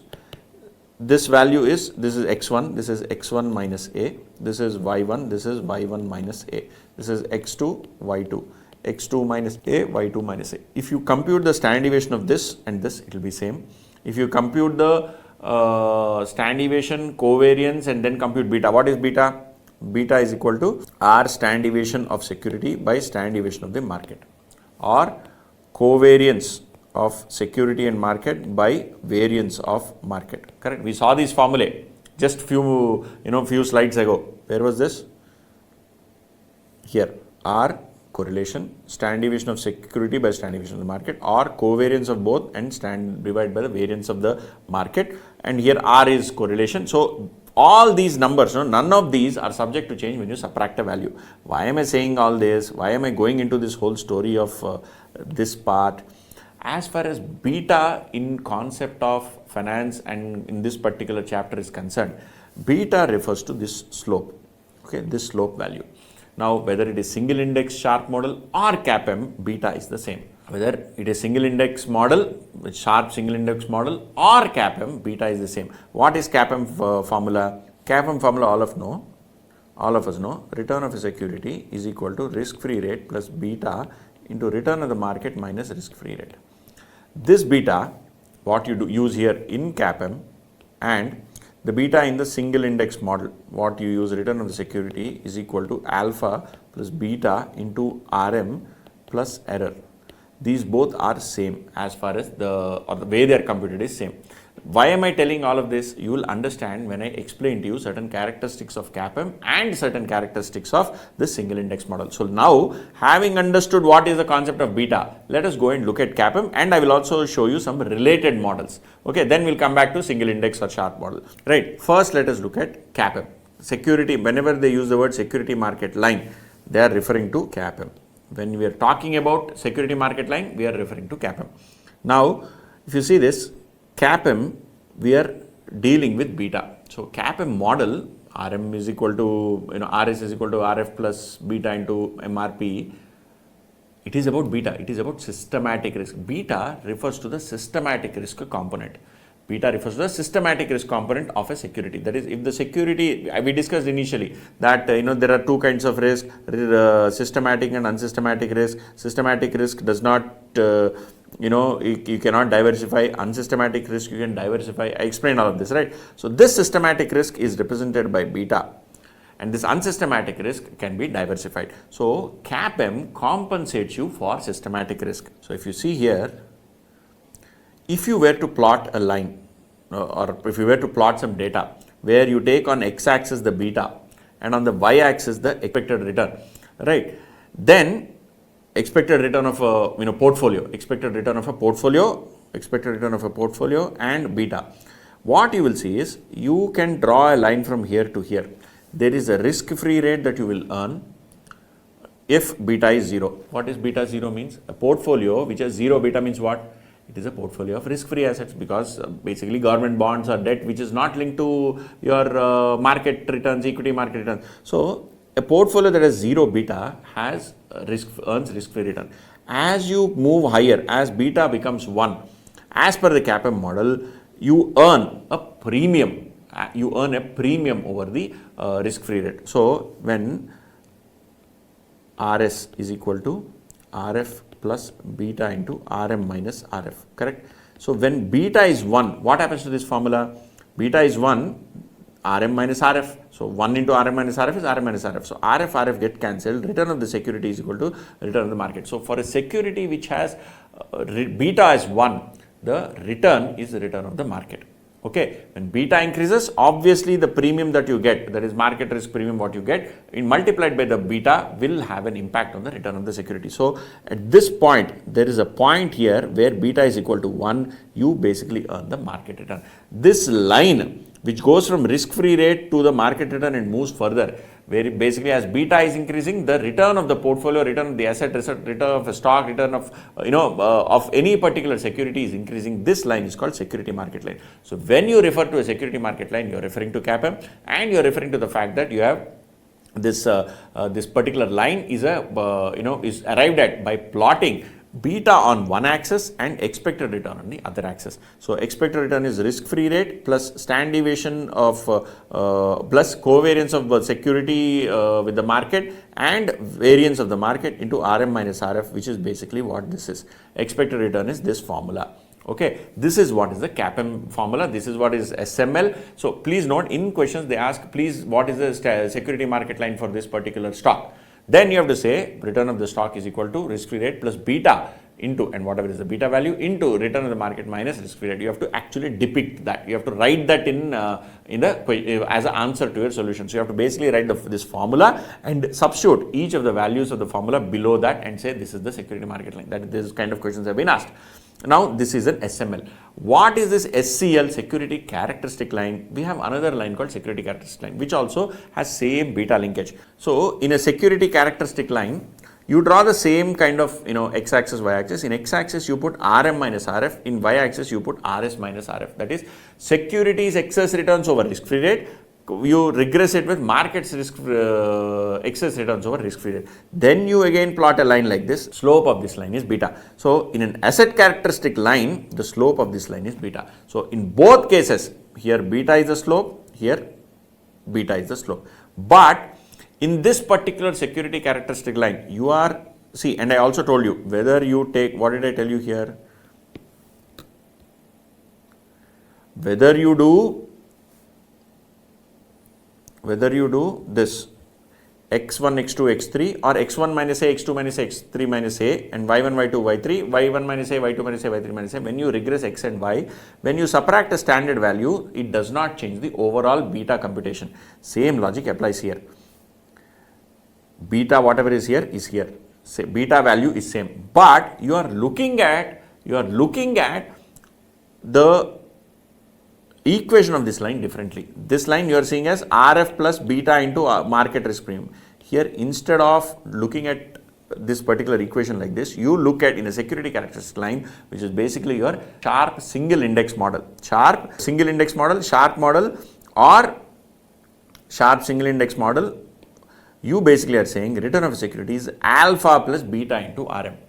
Now, instead of taking any RF, we have directly taken alpha. Instead of taking RM minus RF, we have just taken RM and we have taken error term. What is this error term? This error term basically refers to these error terms, the distance between all of those. See, this regression equation does not, this line is not 100% perfect. It can only explain 70%, 80%, 90% of the points. Okay, all points will not be 100% right. Some points will be 80%, some will be 90%, some point will be 110% right. But on an average, this equation will give you the lowest sum of squares of differences. So, in this equation, in CAPM's case, you are doing expected return is equal to RF plus beta into MRP. In single index model, you are doing alpha plus beta into RM plus error, and error here refers to this.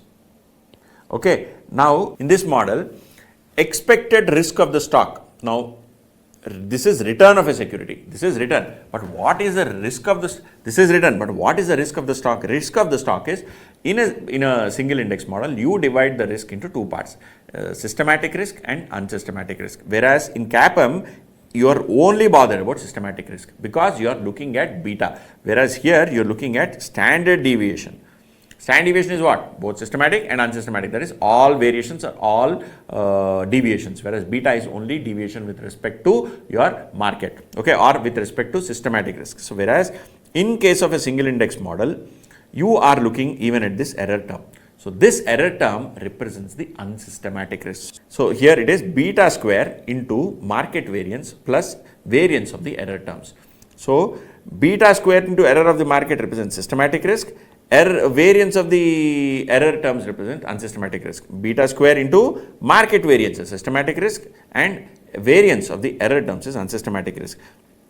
And what about covariance? If you want to look at covariance between two securities, you simply multiply beta of that security with market, beta of both the securities with market, beta 1, beta 2 into variance of the market. This is how you compute covariance of securities in a single index model. In exam, if any question they ask you, what is the characteristic line, what is systematic risk, unsystematic risk, then what is the covariance of securities, immediately it has to strike you that we are talking about sharp single index model. When they say CAPM, you have to strike it is the SML, or when they say SML, it has to strike you that it is CAPM.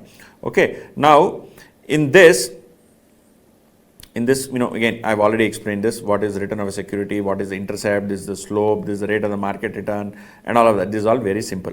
Now, what is the return of a portfolio? See, here I have told you what is the return of one security, which is alpha plus beta into RM plus error term. What is the portfolio? In case of a portfolio, it is simply weight of that each particular security in a portfolio into alpha plus beta into RM. Same thing, you are not doing anything else, you are simply doing weighted average of this. So, weight 1, weight 2. For this security, whatever is the return. For this security, it will be alpha 2 plus beta 2 into RM. RM does not change. Okay, you are simply doing a weighted average of those. So, for return of a portfolio, you are doing weighted average of all returns. and risk of a portfolio. See, earlier we have seen risk here. What is risk? Your beta square into variance of the market plus variance of the error term. Whereas variance of a portfolio is beta into weight whole square. Sum of all betas into weight. Please remember this formula. You first multiply beta with the weight and whole thing you do a square. Whole thing you do sum of all the components of the portfolio, you do weight into beta, sum all of them, do a square of that and multiply with market variance and multiply. So this cannot, you do not first multiply each beta with market variance and then do a sum. So what you are basically doing, you are multiply the weight into the beta, sum all such weights into beta, whole square into market variance plus you do weight square into error term square, both ka sum. That is, you multiply the weights square into variance of the error term, whole thing you do a sum. So this is basically a risk of a portfolio. This kind of formula you should remember, because in exam, if they say find out the variance of this portfolio under single index model, you have to remember this formula. We will most likely look at a problem in this, so don't worry. What is portfolio alpha? Portfolio alpha is simply the weighted average of alphas. And what is portfolio beta? Simply weighted average of betas.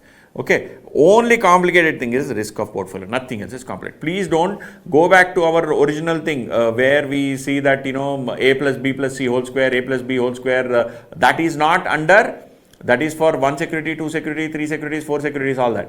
But under single index or sharp model, when you have the beta value, this is how you compute. Okay, that is the fundamental difference, right? So this is one. Then I explained security characteristic line because it is linked to your sharp model or single index model, and then we have also discussed your CAPM and SML, right? So in CAPM I missed a couple of things. One is advantage and limitations. You get risk adjusted return and it's a no dividend company. Whereas limitations, if you look at it, the reliability of beta is suspect because how much can it explain? There are other risk and information availability also is an issue. Okay, you can actually go and read these particular advantage, disadvantage, you'll understand it better. Now, after having understood this part, right, let me come back to two more aspects, which are basically again two more lines that exist as far as portfolio management is concerned. We understood security characteristic line and security market line. Now, let us come back and look at capital allocation line and capital market line. What is a capital allocation line? So if you basically, this is going back to your original stuff. What is original stuff? Starting at the beginning, we were discussing about efficient portfolio. Then we were discussing about two asset portfolio, efficient frontier and all of that.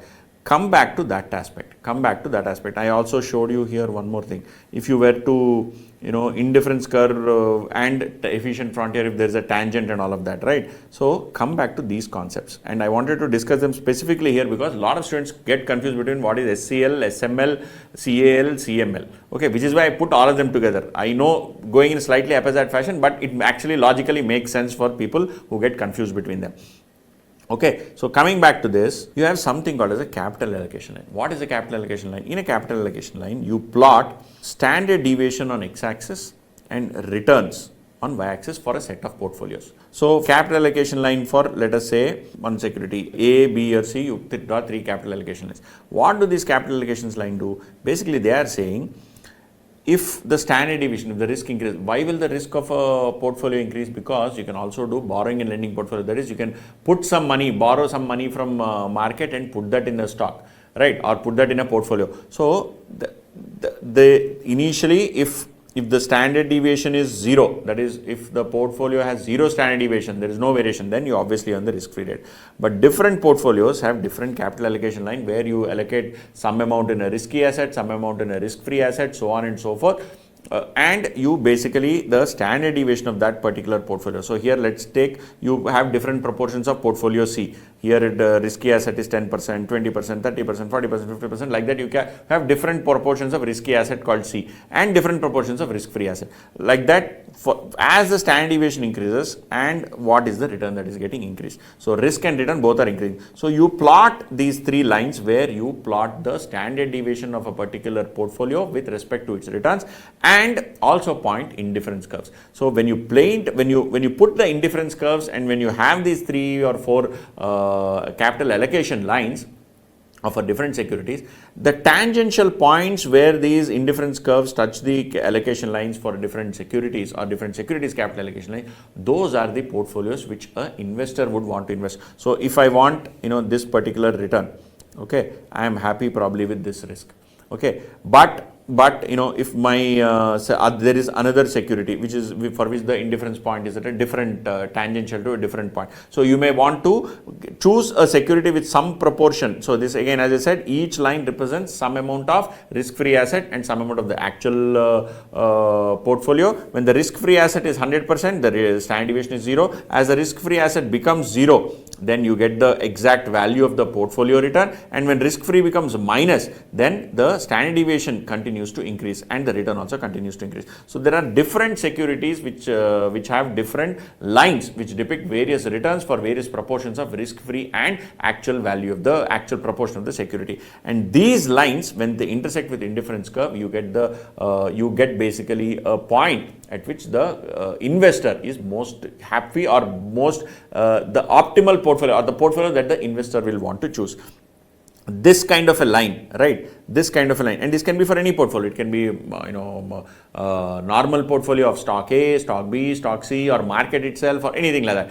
This kind of a line is called as a capital allocation line. This is how an investor. This is one theory which says that keeping the efficiency frontier and efficient frontier theory aside, if you were to look at capital allocation line for different securities and tangent and have them touching the indifference curves at tangent point, you probably will get a security which is to your liking. This is one theory. That's all. Keep this in mind. Now then you have something called as capital market line. What is capital market line? Capital market line is also entire standard deviation only. But here you are taking only efficient portfolios. Instead of taking every other portfolio that is available, A, B, C, D, F, G, H, E, you will take only efficient portfolio. What are efficient portfolios? That lie on efficient frontier. On efficient frontier, whatever portfolios lie, you draw basically, you choose the one, you remember here we said we draw an indifference curve and come back. Yes. Right? There is an indifference curve and there is efficient frontier, there is a tangent. Choose this particular security, same security whatever you have here. Instead of choosing any random stock, choose a efficient portfolio, come here, okay, and for that particular portfolio do lending and borrowing. What is lending and borrowing?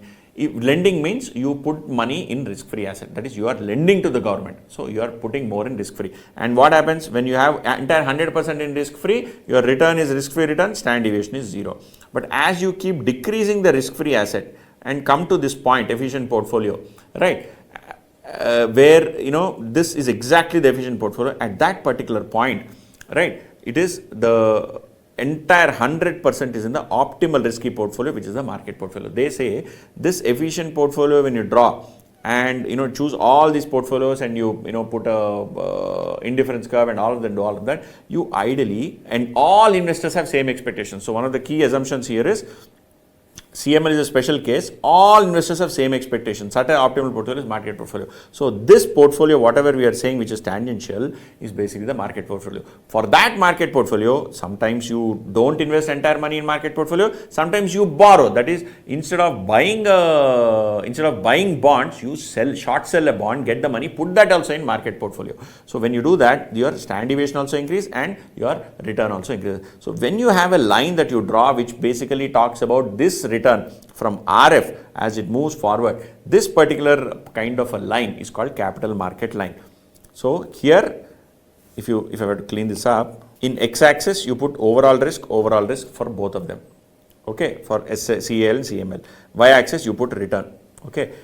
In capital allocation you can take any portfolio. In capital market line you take only the efficient portfolio.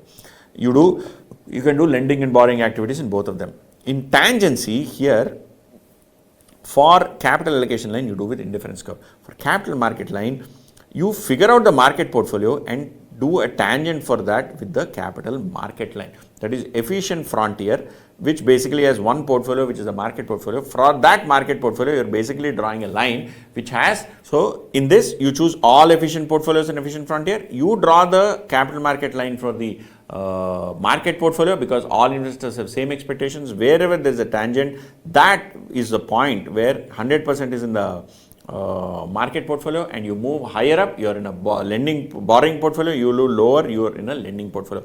This is another concept. And in this, what is the slope? Slope is RM minus RF by standard deviation of the market. RM minus RF by standard deviation of the market. This is RM, this is RF, RM minus RF by standard deviation, because you have here standard deviation. So that is the slope of this particular line. So the equation under this CML will be expected return is RF plus RM minus RF into standard deviation of the portfolio by standard deviation of the market. And so what is the standard deviation of the portfolio? The portfolio here is the market portfolio. So this will be standard deviation M, both of them will get cancelled. So this will be 1. So RF minus RF. So expected return is return of the market.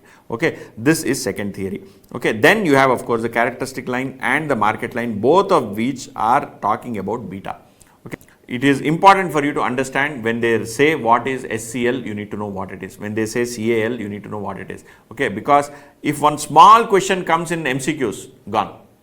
You unnecessarily will lose 2 marks. So for that purpose, please remember this concept. Okay, we have done this. We have done CAPM. Then we have done the slope. Then critical line theory. This is one thing that is pending. What is this critical line theory? So if you have a portfolio on efficient frontier, okay, and let's take this example. It is here. No, I've already drawn it here. If you have a portfolio on efficient frontier, there is one portfolio here, there is another portfolio here. Now both portfolios have same ratio, same assets A, B, C in some proportion. Portfolio X has 10:3 or 1:3:6. Portfolio Y has 2:5:3. Right? 10:30:60 and 20:50:30. X and Y have these proportions. Now if you choose any portfolio Z, which is here or here or here, but which has same 3 securities, then the proportion of that will be, how will that proportion be? The proportion will follow a logic. What is the logic? The logic is, if in this X to Y, A has moved up by 10, so B has moved up by 20. So same proportions will continue. If A moves to 30 from 10 to 20, the proportion of security A moves from 10 to 20 from X to Y. In Z, if it is 30, then for security B in portfolio Z, 30 has gone up to 50, so 50 will go up to 70. And portfolio Z, security C, 60 has gone up down to 30 from X to Y. When A has moved from 10 to 20, so Z will become 0. So the movements in weightages of different securities in a portfolio will maintain the same proportion. The movements will maintain. I am not saying the securities will maintain. The security changes. The changes will follow a logic. They are linear in nature. Okay. Amongst all portfolios along the efficient frontier, proportion of increase in ratio of a stock and decrease in ratio of stock will remain the same. This is critical line theory. This is not explained in study material, but questions are asked in exam. Okay, very, very unfortunate. Okay, this in fact, I think May 24 or November 23 also a question was asked in this. So please remember this. We are going to solve a question on this. Okay, so this pending 2 is also done. I have deleted pending 2. All pending aspects I have completed. Anything else is there? Asset beta also I have explained.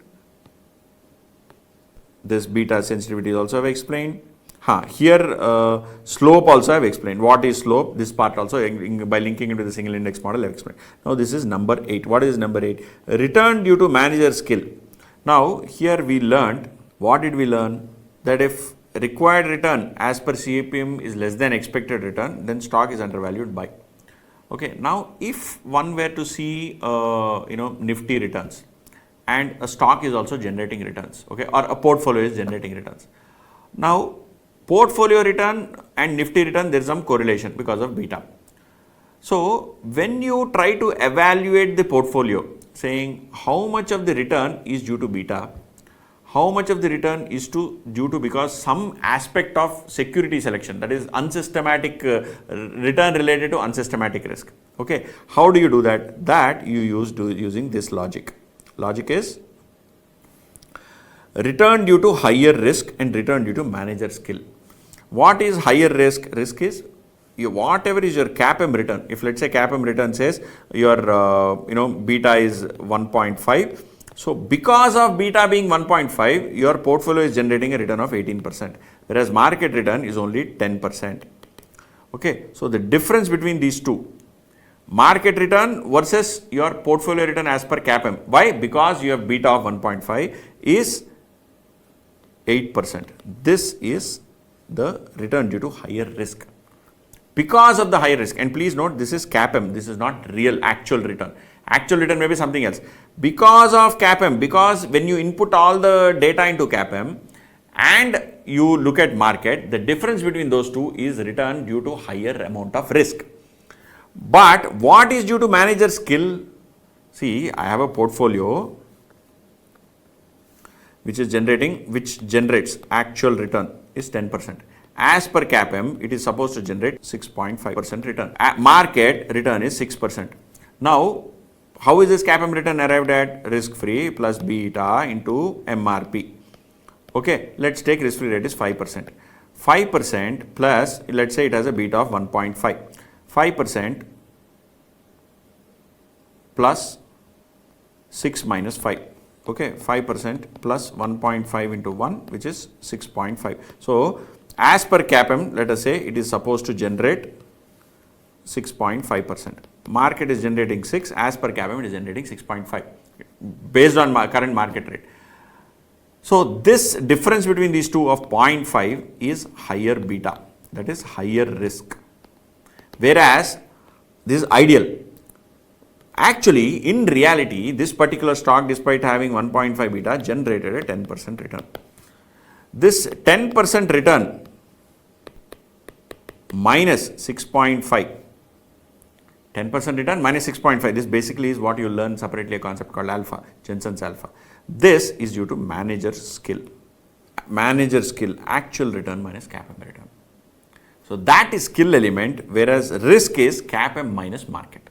Okay, so this is another concept you have to remember. So, are there any other pending points that I am yet to discuss? No, we have discussed CAPM. We have discussed all of these. We have discussed this. Let us finish these two things also, arbitrage pricing theory and portfolio evaluation, and then we will go to problems because there will be a completion. So, arbitrage pricing theory. What is arbitrage pricing theory? Just like you have single index model, just like you have CAPM model, there is a theory called arbitrage pricing theory. It was propounded by some professor. What they say is, instead of having one beta, please think of having multiple betas. Instead of having one market risk premium, this lambda is market risk premium and this beta is market risk. One is premium, other one is risk. So, instead of doing RF plus MRP into beta, where MRP is market risk premium and beta is market beta, please also add another inflation risk premium and beta of inflation, GDP risk premium and beta of GDP, then interest rate premium plus beta of interest rate. Like that, you add multiple such other components to explain the return of a security. Don't say that a security's return is linked only to market return.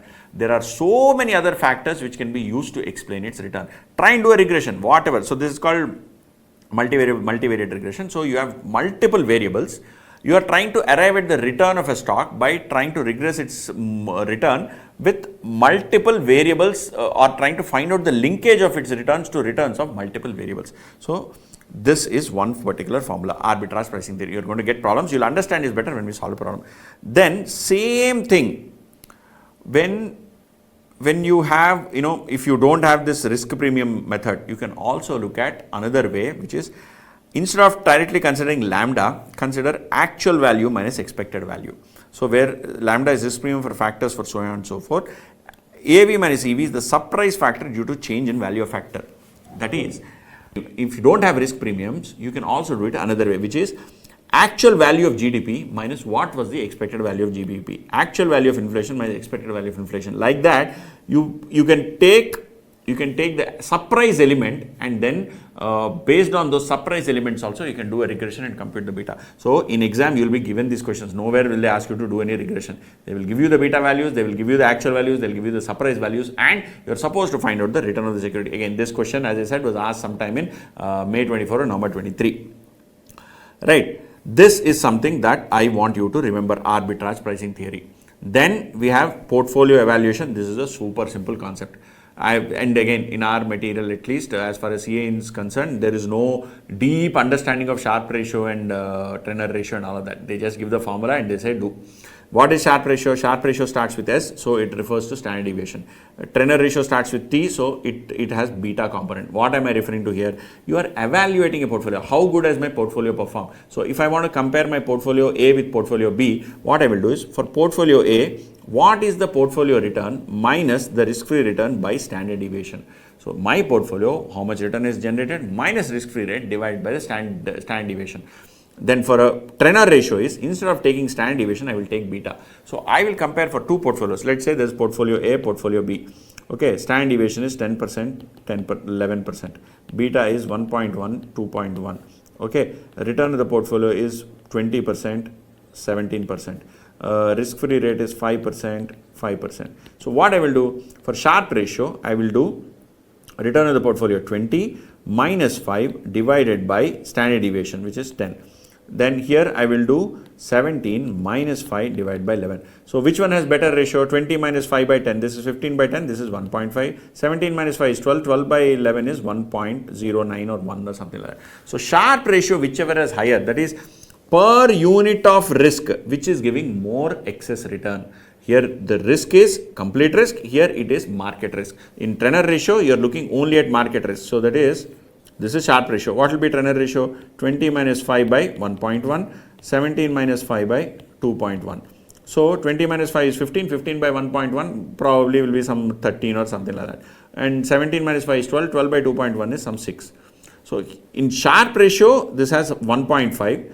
And Trenner ratio, this has 13. So in both cases, the ranking of portfolio A is better than portfolio B. So portfolio A is giving you better bang for the buck. What do I mean bang for the buck? For the return, for the risk which is in the denominator, for every unit of risk, how much excess return over the risk-free rate I am getting.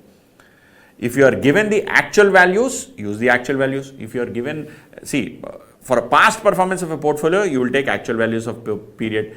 If you want to look at future performance of portfolio, you will take estimated values of the portfolio. That is this return, whatever I told you, this return, if your actual return for last 3 years is available, you do Sharpe ratio, Trenner ratio based on history.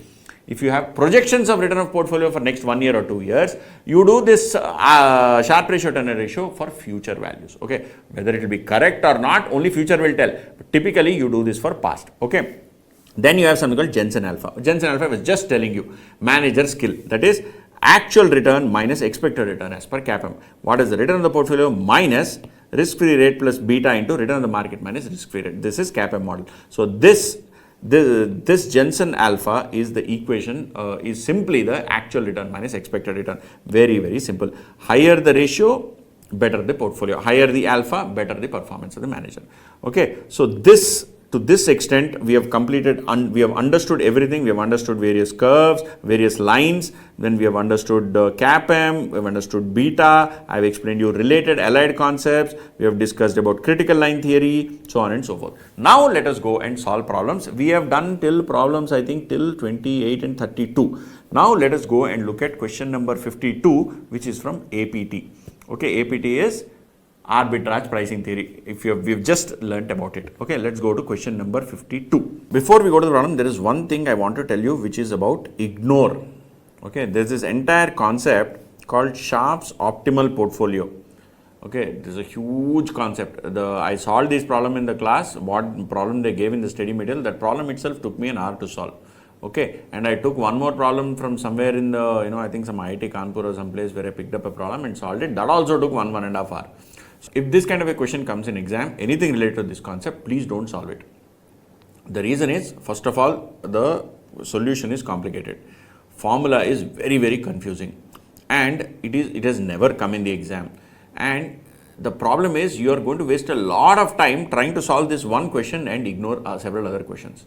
Okay, rather leave this in choice if possible. If not possible, even if you don't have a choice and there is some other problem that you do not know or anything like that, even then my suggestion would be to solve that than solve this.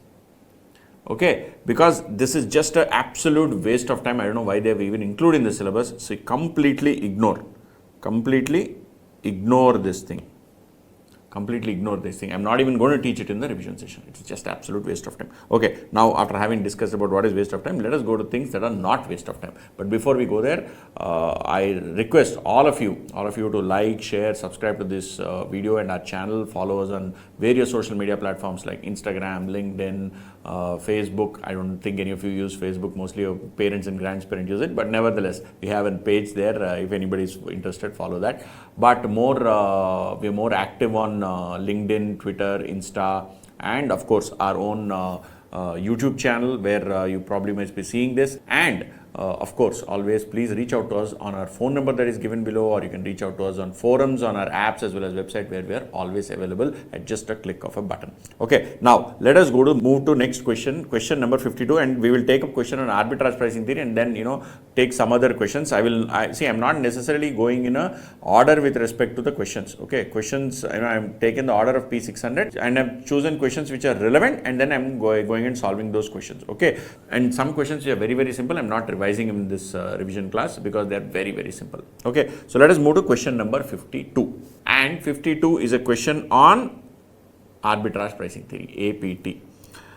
Mr. Nilmal Kumar has categorized all the available stocks in the market into following 4 types: small cap growth, small cap value, large cap growth, large cap value. Okay, he also estimated the weights of the above categories in market index. Further, the sensitivity of returns of these categories to the 3 important factors are estimated are market index, weight in the market index, factor 1 beta, factor 2 is book price, factor 3 is inflation. So what is the formula? Return of a security is equal to risk-free rate plus lambda 1 beta 1 plus lambda 2 beta 2 plus lambda 3 beta 3. Here this sensitivity of returns means beta. So beta value is this, and this lambda is market risk premium. This lambda is inflation, book price, book value. Okay, and this lambda is inflation value, and this is beta 2, this is beta 3. That is the understanding. For all 4 he has done, and 25, 10, 15, 50, 10, 50, 15 makes it 100, so no problem. And they have given risk premium. So here this lambda 1 is 6.85, lambda 2 is minus 3.5, lambda 3 is 0.65. So all the data they have given. Your the rate of return on treasury bonds is 4.5%. So this is risk-free rate. Then use APT, determine the expected return on the market index. On the market index, now what have they said? What is the return on the market index? Market return index here is all the stocks have been categorized into this. So if you take weighted average return, so you compute APT return for this, you compute APT for this, you compute APT for this, you compute APT for this. All of them you multiply with their respective probabilities and sum them up, you get the market return. Correct? So first, for small cap growth, first one, small cap growth is what? 4.5, which is risk-free rate, plus your lambda 1 into beta 1, 0.8. Okay, 6.85 into 0.8, minus 3.5 into 1.39, and minus and 0.65 into 1.35. So like that you do it, you get 5.9225. This is the expected return of small cap growth stocks. Same way you do for small cap value, large cap growth, large cap value. So each one of them you get 8.8, 8.4 and 7.535. Now for this you have to do a weighted average, as I said. So you take these 4 returns, multiply with the respective weights and sum them up, you get a value of 7.75. Okay. Now a question like this was asked, if I'm not wrong, in November 23 or May 24, I forget the year. It was a poorly framed question because there were some errors in that. We'll probably see it up as we move forward. But nevertheless, a question was asked, which is why I'm trying to be very clear that APT questions are asked. And there, instead of giving the premium, they gave the surprise value. What is surprise value? Actual value minus expected value. So they gave actual and expected. You were required to compute the AV minus EV, and instead of lambda, you are supposed to input the AV minus EV value. Okay, please remember that. Now, what is the second part of the question? Using CAPM, determine the expected return on the market index. Now, they have already given the risk premium of the market index.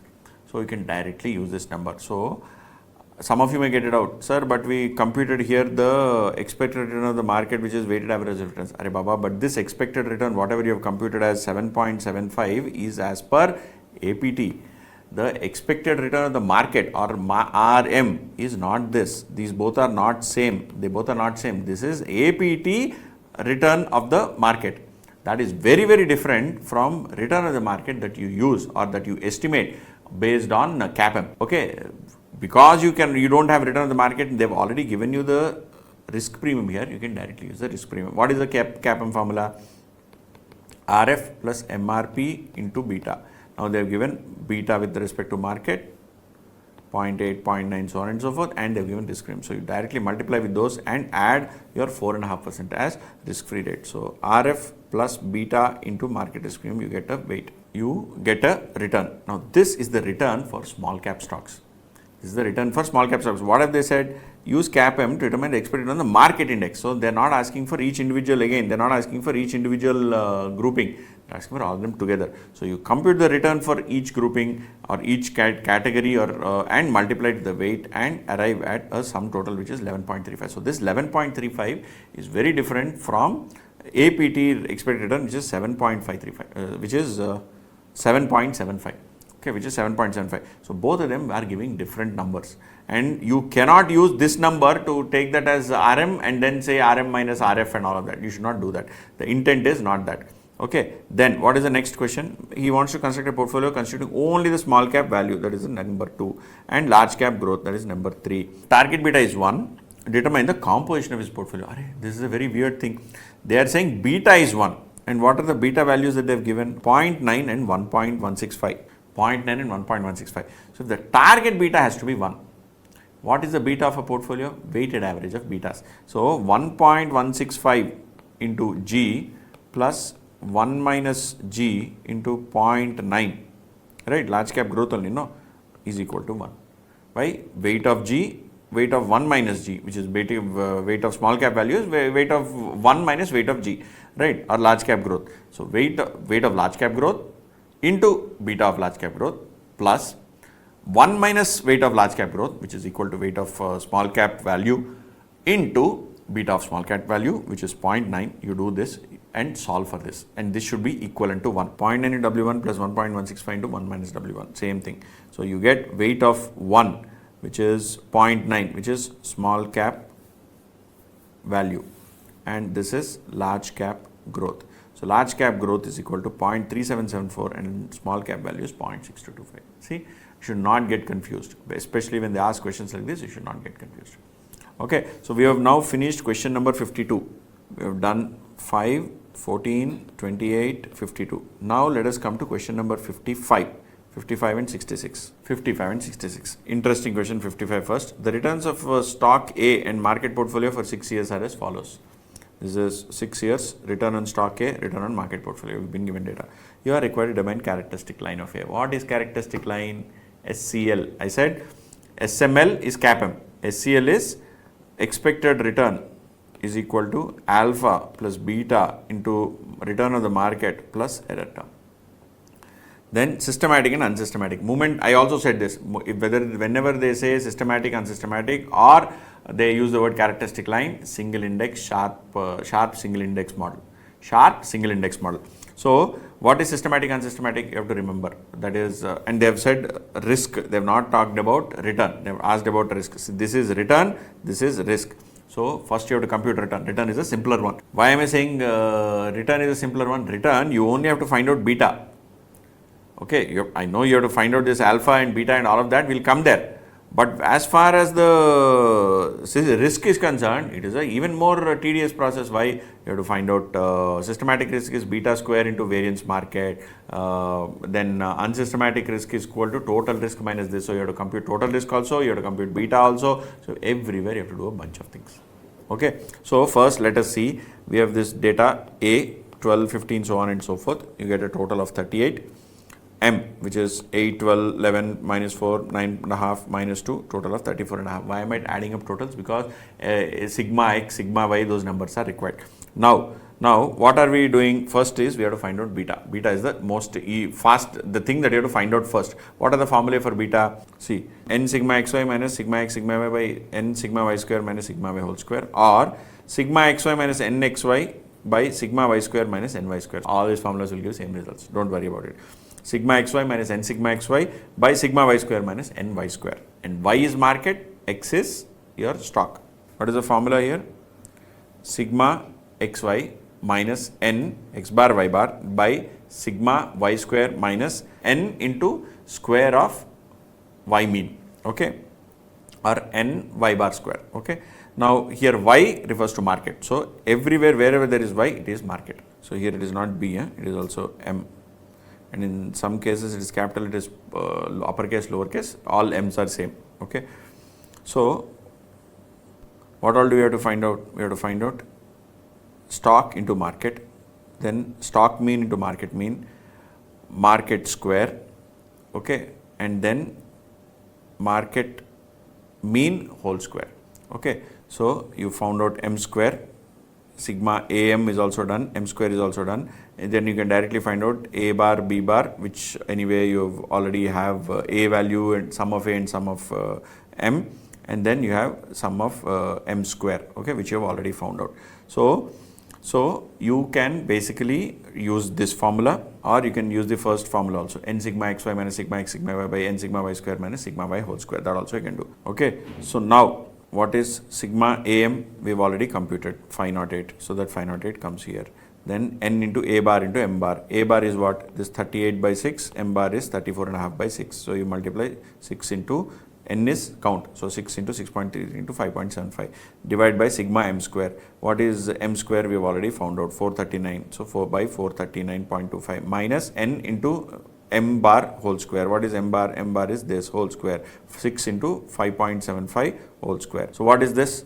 240.875 is denominator, 289.5 is the numerator. So you get a beta of 1.202. Even if you use the other method, you will get the same value. Why? I have computed a minus a bar, m minus m bar, and product of those, which is 289. Then m minus m bar whole square is 240. So a minus a bar into m minus m bar and m minus m bar whole square. What is the formula? N sigma xy minus sigma x sigma y n sigma y square minus sigma y whole square. Even if you do this, you will get the same solution. Y n into sigma xy. What is sigma xy? We already have this. So this will be 6 into 508. This is xy, right? Minus sigma x sigma y. What is sigma x sigma y? 38 into 34.5. 38 into 34.5 divided by 6 into sigma y. What is sigma y square? 439 minus, and what is sigma y square? Sigma y square is 34.5 whole square. If you do this also, you will get the same answer. 6 into 508 is equal to m plus 38 into 34.5 is equal to m minus, memory recall, 1737 divided by 6 into 439 is equal to m plus 34.5 into 34.5 is equal to m minus, memory recall, 1443.75, 1737 divided by 1443.75, 1.2031 or something. You will get the same value. Okay, so whether you do by this method, whether you do covariance, anything, eventually you will get the same answer of beta. Okay, now what is variance of the market? Variance of the market is what? M minus m bar whole square divided by m minus m bar whole square, which is sigma x minus x bar whole square by n. That is the variance, right? So variance is you have to multiply m minus m bar whole square. What is m? M is market variance, m bar is average of, m is market return, and m bar is 34.5 by 6, which is 5.75. So 8 minus 5.75 whole square. Like that you do for all and sum them up. So you get 240.88. So 240.88 divided by 6, which is 40.16, is the variance of the market. You've not yet squared. If you squared, you get standard deviation. Because you've not yet squared, it is still the variance. Now, what is characteristic line? RA, which is return of the security, is equal to alpha plus beta into RM. Now, what is RA here? Average return. Average return of the stock is how much? 6.33. We just computed here. And what is market return? 5.75 is equal to alpha plus 1.202 into 5.75. This is market return average. This is security return average is equal to alpha plus beta into this. Okay, this is how you give the characteristic line. Okay, and using that you arrive at the value of alpha. What is alpha? You solve for it, you will get minus 5.82. So then what you say is characteristic line is, and you have to do this with the average. You cannot do it with any 1 year data. For history, you cannot do with 1 year. For history, you have to do with average. But for future, you can say in future, if you want to find out the return of the security, it will be minus 0.582, which is the alpha, plus beta is 1.202 into return of the market. So if you know the return of the market, you can find out the return of the security. Okay, this is one. Then what is systematic risk? Systematic risk is the beta square into variance of the market. Variance of the market we already found out 40. And what is beta? Beta we already found 1.202. So 1.202 whole square into 40.146, which is 58.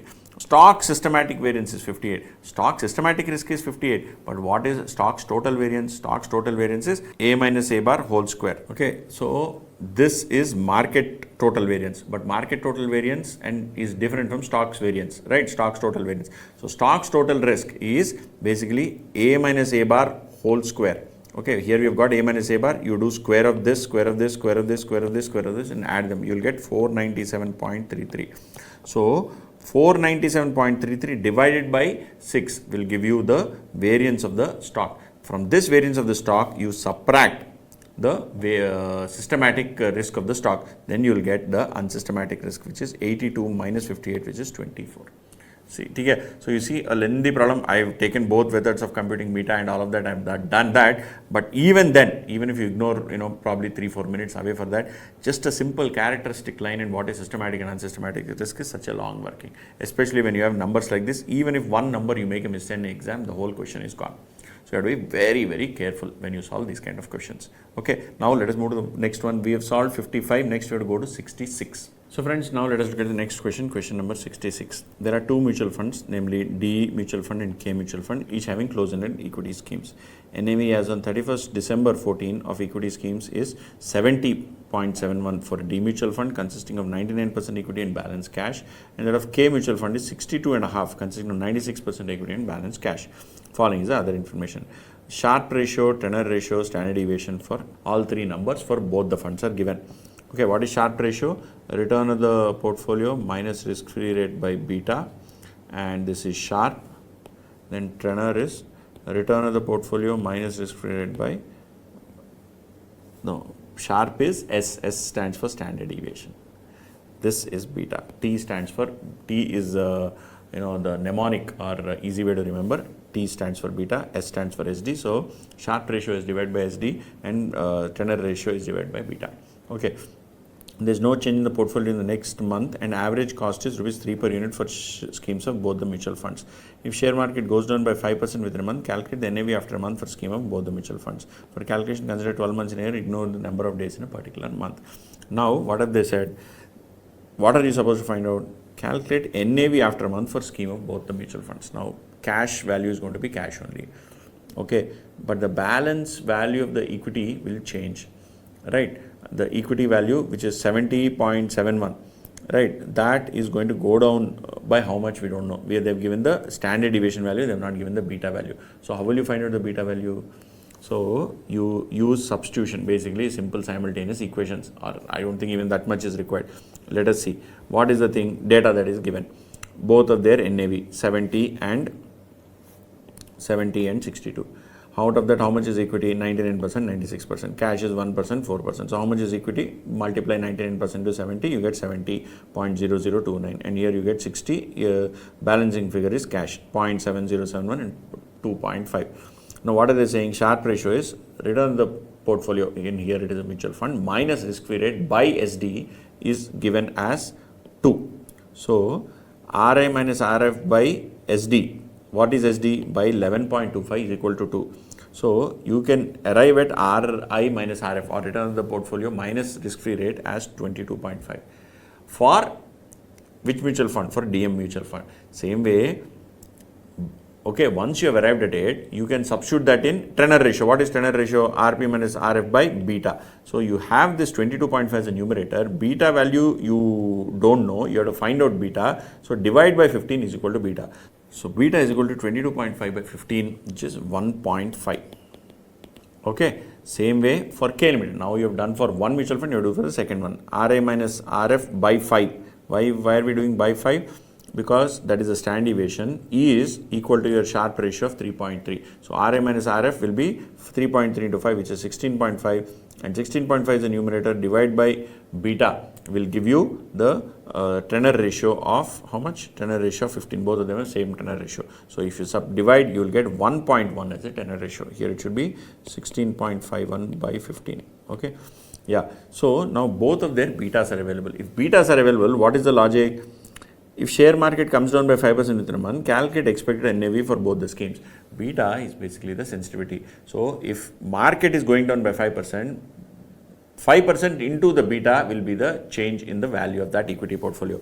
So market goes down by 5, value of D goes down by beta multiple of 5, that is 1.5 into 5, which is 7.5%, and 1.1 into 5, which is 5.5%. So what happens? Your opening equity is 70 and 60, because that is the equity portion. Cash we will add separately. Minus 7.5% NAV minus 5.5% NAV, you get closing equity value. To that, add opening cash value, whatever you have. Then they also said something about there is no change in portfolio and annual average cost of 3 per unit for scheme of both the schemes. So you have to subtract 3 rupees per scheme. Okay, 3 rupees per scheme. But you see, this is annual.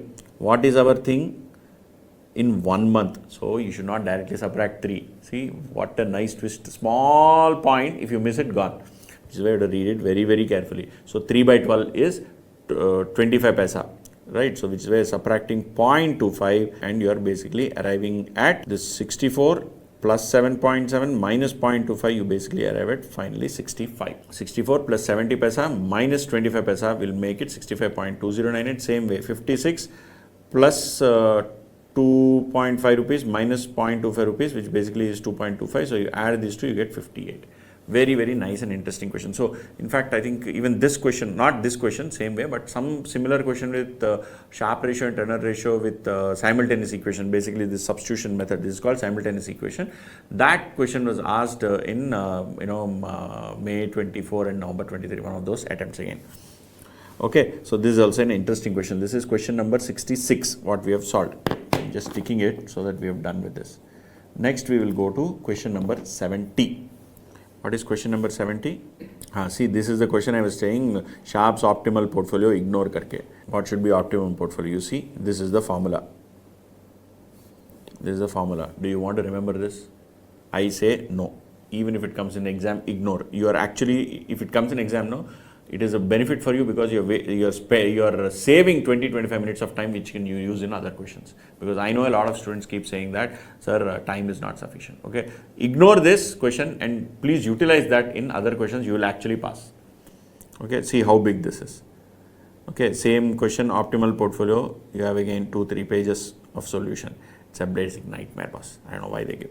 Okay, then we come to 70. What is question number 70?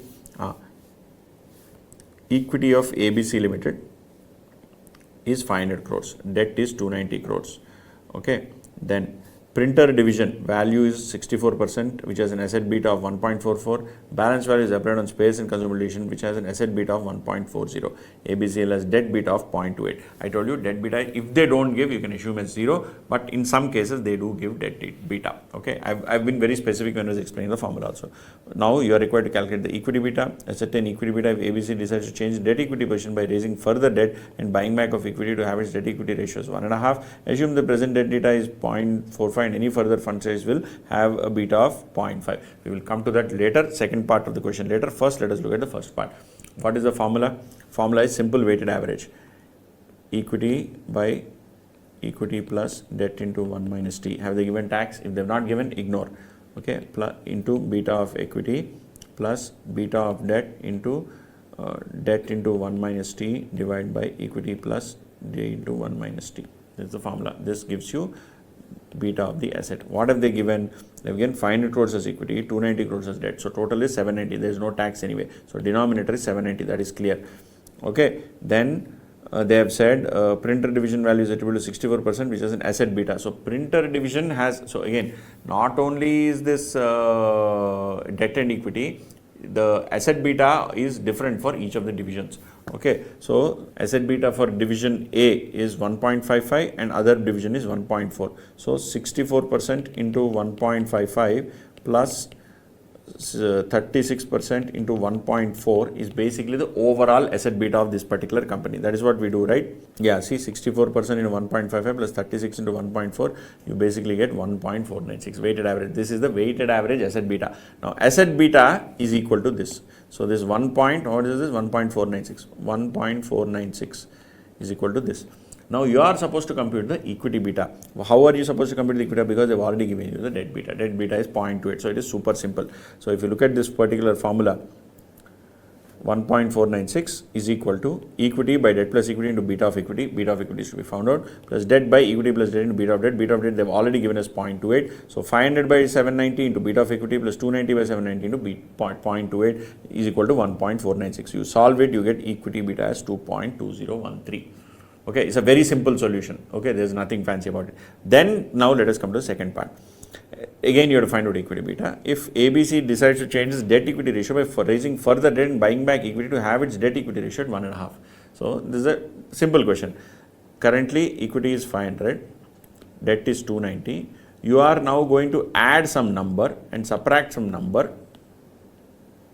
Whatever debt you are going to raise in such a way that you are going to use that to buy back equity. That's what they said, right? Raising debt and buying back equity to change its debt equity ratio at 1.5. So, 500 minus x, this is equity, 290 plus x, this is the debt, is equal to 1.5, right? Debt plus equity equal to 790. So, 290 plus x is equal to 500 into 1.5 is equal to 750 minus 1.5x, or you take this that 2.5x is equal to 750 minus 290, which is 460. X is equal to 460 by 2.5, which is 184. So you will 184 is the value of the debt that you will raise. So if you raise value of debt to 184, total debt is how much? 290 plus 184 is 474. This is one way. I have solved it in another way. Debt equity is equal to debt plus equity is 790. 1.5 equity plus equity is equal to 790. Why? Because I said debt by equity is equal to 1.5 by 1. So debt is equal to 1.5 equity. I hope you have understood what I've done here in this solution versus what I've done here in this solution. Both are same. Eventually you're going to get the same answer. D by E is equal to 1.5. So D is equal to 1.5E. So I have substituted 1.5E plus E is equal to 790. So then you get E is equal to 316, D is equal to 474, which is what I got here also. Debt I got 474. You subtract 790 minus 474, you will get 316, which is the equity value. Either ways, you'll get the same thing. Now what are they saying? Now again, there is again another twist in the story. This is, assume that present debt beta is 0.45. So instead of assuming it as 0.28, assume now it is 0.45, and further funds raised will have beta of 0.5. So for some part of the debt, it is 0.45, which is 290 is 0.45, right? For 290, it is 0.45. For 184, it is 0.5. So you have two debt betas. So what you can do is equity value, which is 316 by 790, which is the total debt plus all debt forms of debt plus equity, into beta of equity, plus 290 by 790 into 0.45, which is basically the beta of first debt, plus 184 by 790 into 0.5. So some portion it is different. So which is 0.1165. So you get 1.496, the original asset beta will remain the same, is equal to 0.4 into beta equity plus 0.2817. So you get beta of equity as 3.03. So beta of equity is gone up Why is it gone up? They've also asked the justification for that, right? Whether the new equity beta justifies the increase in value of account of leverage. Yes, absolutely. The new beta justifies increase in value when the market moves positively. That is, because there is an increase in debt, the overall risk has gone up, which is why the equity beta has also gone up, which is 3.0358. Okay, so this is a good question. This is an interesting question. I mean, see, again, it is all arithmetic. There is nothing fancy about it. You need to remember the formula and solve for it. Please remember, ignore tax if it is not given. Beta of debt is usually 0. If it is given, consider that. Okay, these are the only 2 things you need to remember. Everything else is super simple. Okay, we have finished 70. Let us go to question number 84. What I was telling you was the question that they asked in one of the exams. Yeah, November 23. I was telling you in one of the attempts. Let us finish this question, then we'll come back to other theories. I think there's one more question we have to solve on critical line theory, question number 79. We'll come back. Okay, so I want to finish this in a flow. An investor has categorized all the available stock in the market into following types and estimated weights of categories of stock in market as given below. Same like earlier. For the sensitivity of returns of the stocks to 2 factors, inflation, stock market is given below. There are only 2 factors, they both are also given. Here, sensitivity is given, expected value, actual value. So it is AV minus EV. Remember, it is not EV minus AV. It is AV minus EV as far as the APT is concerned, arbitrage pricing theory is concerned. Right, small cap, medium cap, large cap, flexi cap, they have given weightages, same adds up to 100. Beta of one factor called inflation, beta of another factor called stock market. For both of them, actual value, expected value, actual values are given. Risk-free interest rate is 7.5, round off to 2 decimal, you are required to calculate. First, expected return on the market index for both factors. What do you mean by this? What do you mean by expected return on the market index for both factors? Let us read the other question. Expected on the market index under APT. So this I have understood. Expected return on the market index under APT I have understood. What do you mean by expected return on the market index for both the factors? You can either say what is the expected value of both factors. Okay, they have in fact solved like that only. So not return, expected value. So 6.7 into 20%, 4.5 into 30, 6.75 into 15, 7 into 35. So you do all of that, you get 6.1525. Okay, this is for factor 1, which is inflation. For second factor, it is the expected value, 10 into 20, 7 into 30, 9 into 15, 8.85 into 35. You get some value, okay, 8.545. But expected return on market index is not the right name for this or right nomenclature for this. You can't have solution belonging to B and question belonging to, and question is not even relevant. Okay, very, very unfortunate. But please remember, when ICAI asks questions, they make such kind of blunders also. Almost every faculty went on YouTube and created a ruckus. Nothing happened to the institute. They are like what they are. Anyway, now 2, 3 and 4 are, these are easier parts of the question. Expected on the market index under APT. So if you take APT, then what is the expected return of the market? So what is market? Market is weighted average of all of this. So for each category of stock, you first find out expected return, then do a weighted average. For each category of stock, what is the expected return? Expected return is RF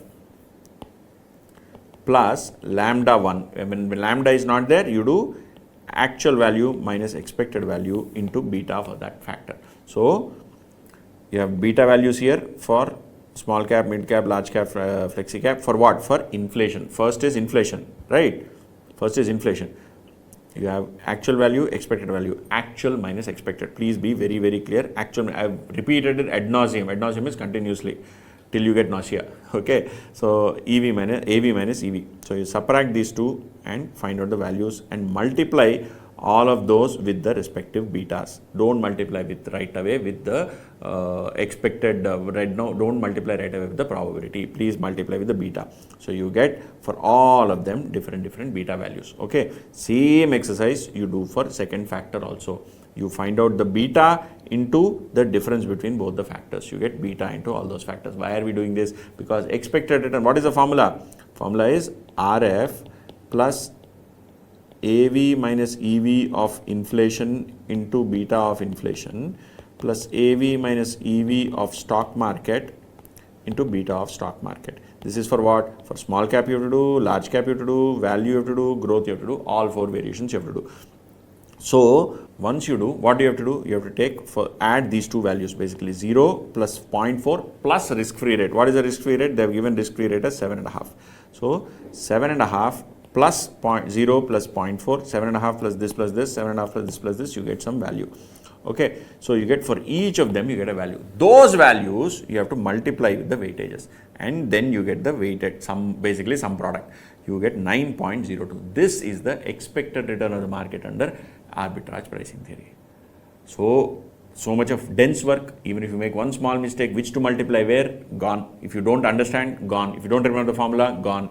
ICA in all its great wisdom in the study material has given this formula as EV minus AV instead of AV minus EV. Okay, they have made such big blunders also. Then, now what are they saying? Expected return on the market index and arbitrage pricing, the composition is changed to 25% equally. So instead of taking 20, 30, 15 and 35, change everything to 25, 25, 25, 25. So if you do that, you get value of 9.15. Instead of 9.02, you get 9.15 as the return. Okay, so now what is the last question? Which alternative is more profitable? I remember, dekho, which is more profitable, 9.02 or 9.15? Equal weighting is much better because it has better return. The market is expecting better return, or equal weighting. If you do for across all stocks, you will get a much higher return. Revised allocations is better compared to existing scenario. Simple. Okay, so please remember, there may be one bouncer in a question, but all 4 points, sub points will not be a bouncer. If you are doubtful or don't know something, ignore that and complete the rest of the problem. Okay, that is one. We have finished now which question? We have finished 84. So after finishing this, let us go and look at critical line theory questions. We will go to question number 79 and 82. In fact, if you come back here, we have done 5, 14, 28, 52. 55 is done, 66 is done, 70 is done, then 84 is done. Now we will look at 79 and 82. Okay, then we'll come back to 76 because there is some learning that you have to, or some new concepts that you have to understand before we go to 76. Now let us go to 79 and 82. Let us read this question. Critical line theory. Remember, what is critical line theory? If two portfolios consisting of 2 or 3 stocks, let's take 3 stocks, are lying on the efficient frontier, and a new portfolio is created which is lying on the efficient frontier, then it will have the, which again with the same 3 stocks, then the change in the ratio of change in each individual stock's proportion will remain the same. Okay, what it is, I will help you understand. Let us see. An investor has 2 portfolios known to be on minimum variance set. Okay, for a population of 3 securities having below mentioned weights. Weight of portfolio X, portfolio Y, securities A, B and C, 0.3, 0.4, 0.3, 0.2, 0.5, 0.3. Okay, then it is supposed that there are no restriction on short sales. Why have they said this? We will understand. What would be the weight for each stock for a portfolio constructed by investing 5,000 in X and 3,000 in Y? So invest 5,000 in X and 3,000 in Y. Okay, so 5,000 30% is 1,500, 3,000 20% is 600. So this is 2,100. 5,000 40% is 2,000. 3,000 50% is 1,500. This is 3,500. Then 5,000 30% is 1,500.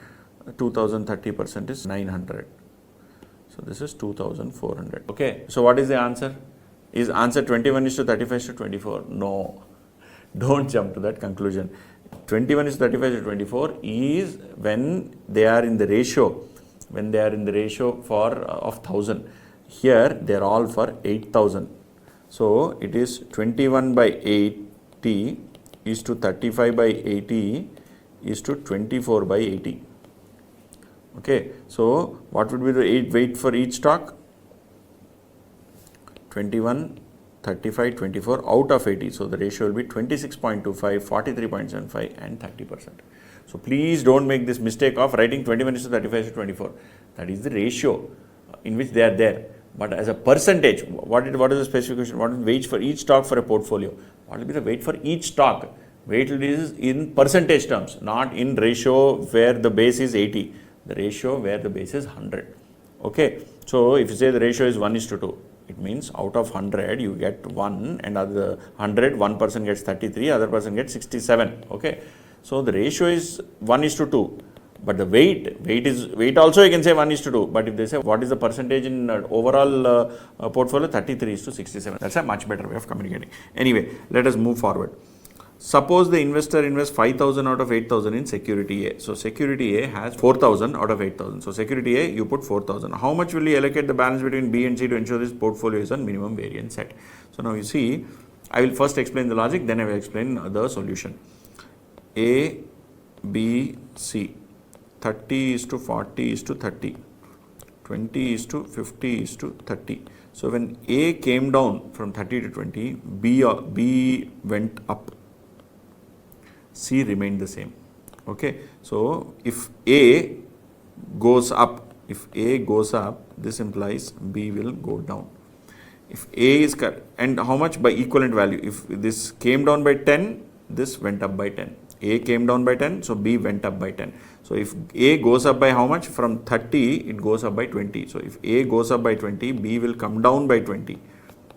Okay, so if A moves from 30 plus 20, B will move down from 30 plus 20, B will move down from 40 minus 20. So 50:20 balance is 30. C is not changing anyway. So 50:20:30. Now why have they said short sales? See, in certain scenarios, C also moves. In some case, let's say C may become a minus number, or B also may become a minus number. How will you have weightage of a particular stock in minus? You will have weightage of a stock in minus when you are short selling. Instead of investing in the stock, you are basically not having a stock but selling it. Okay, that is what is short sale, right? So that is why they have given that line item, that particular line here. There is no restriction on short sale. In this scenario, anyway, it doesn't work. Now, I've given you already the answer is 50:20:30. But logically, how do you work it out? Rather, in a mathematical fashion, how do you work it out? This is all pure logic, right? I've just explained this, but the proportion of change in one particular security to other security will always remain the same when all three portfolios containing the same three securities are lying on a minimum variance set.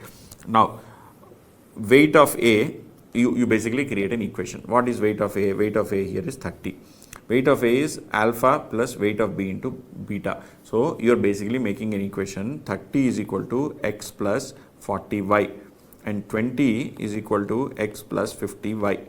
Okay, instead of alpha beta, you can call them XY also. So you solve for this. Basically, if you subtract one from the other, you will get minus 10.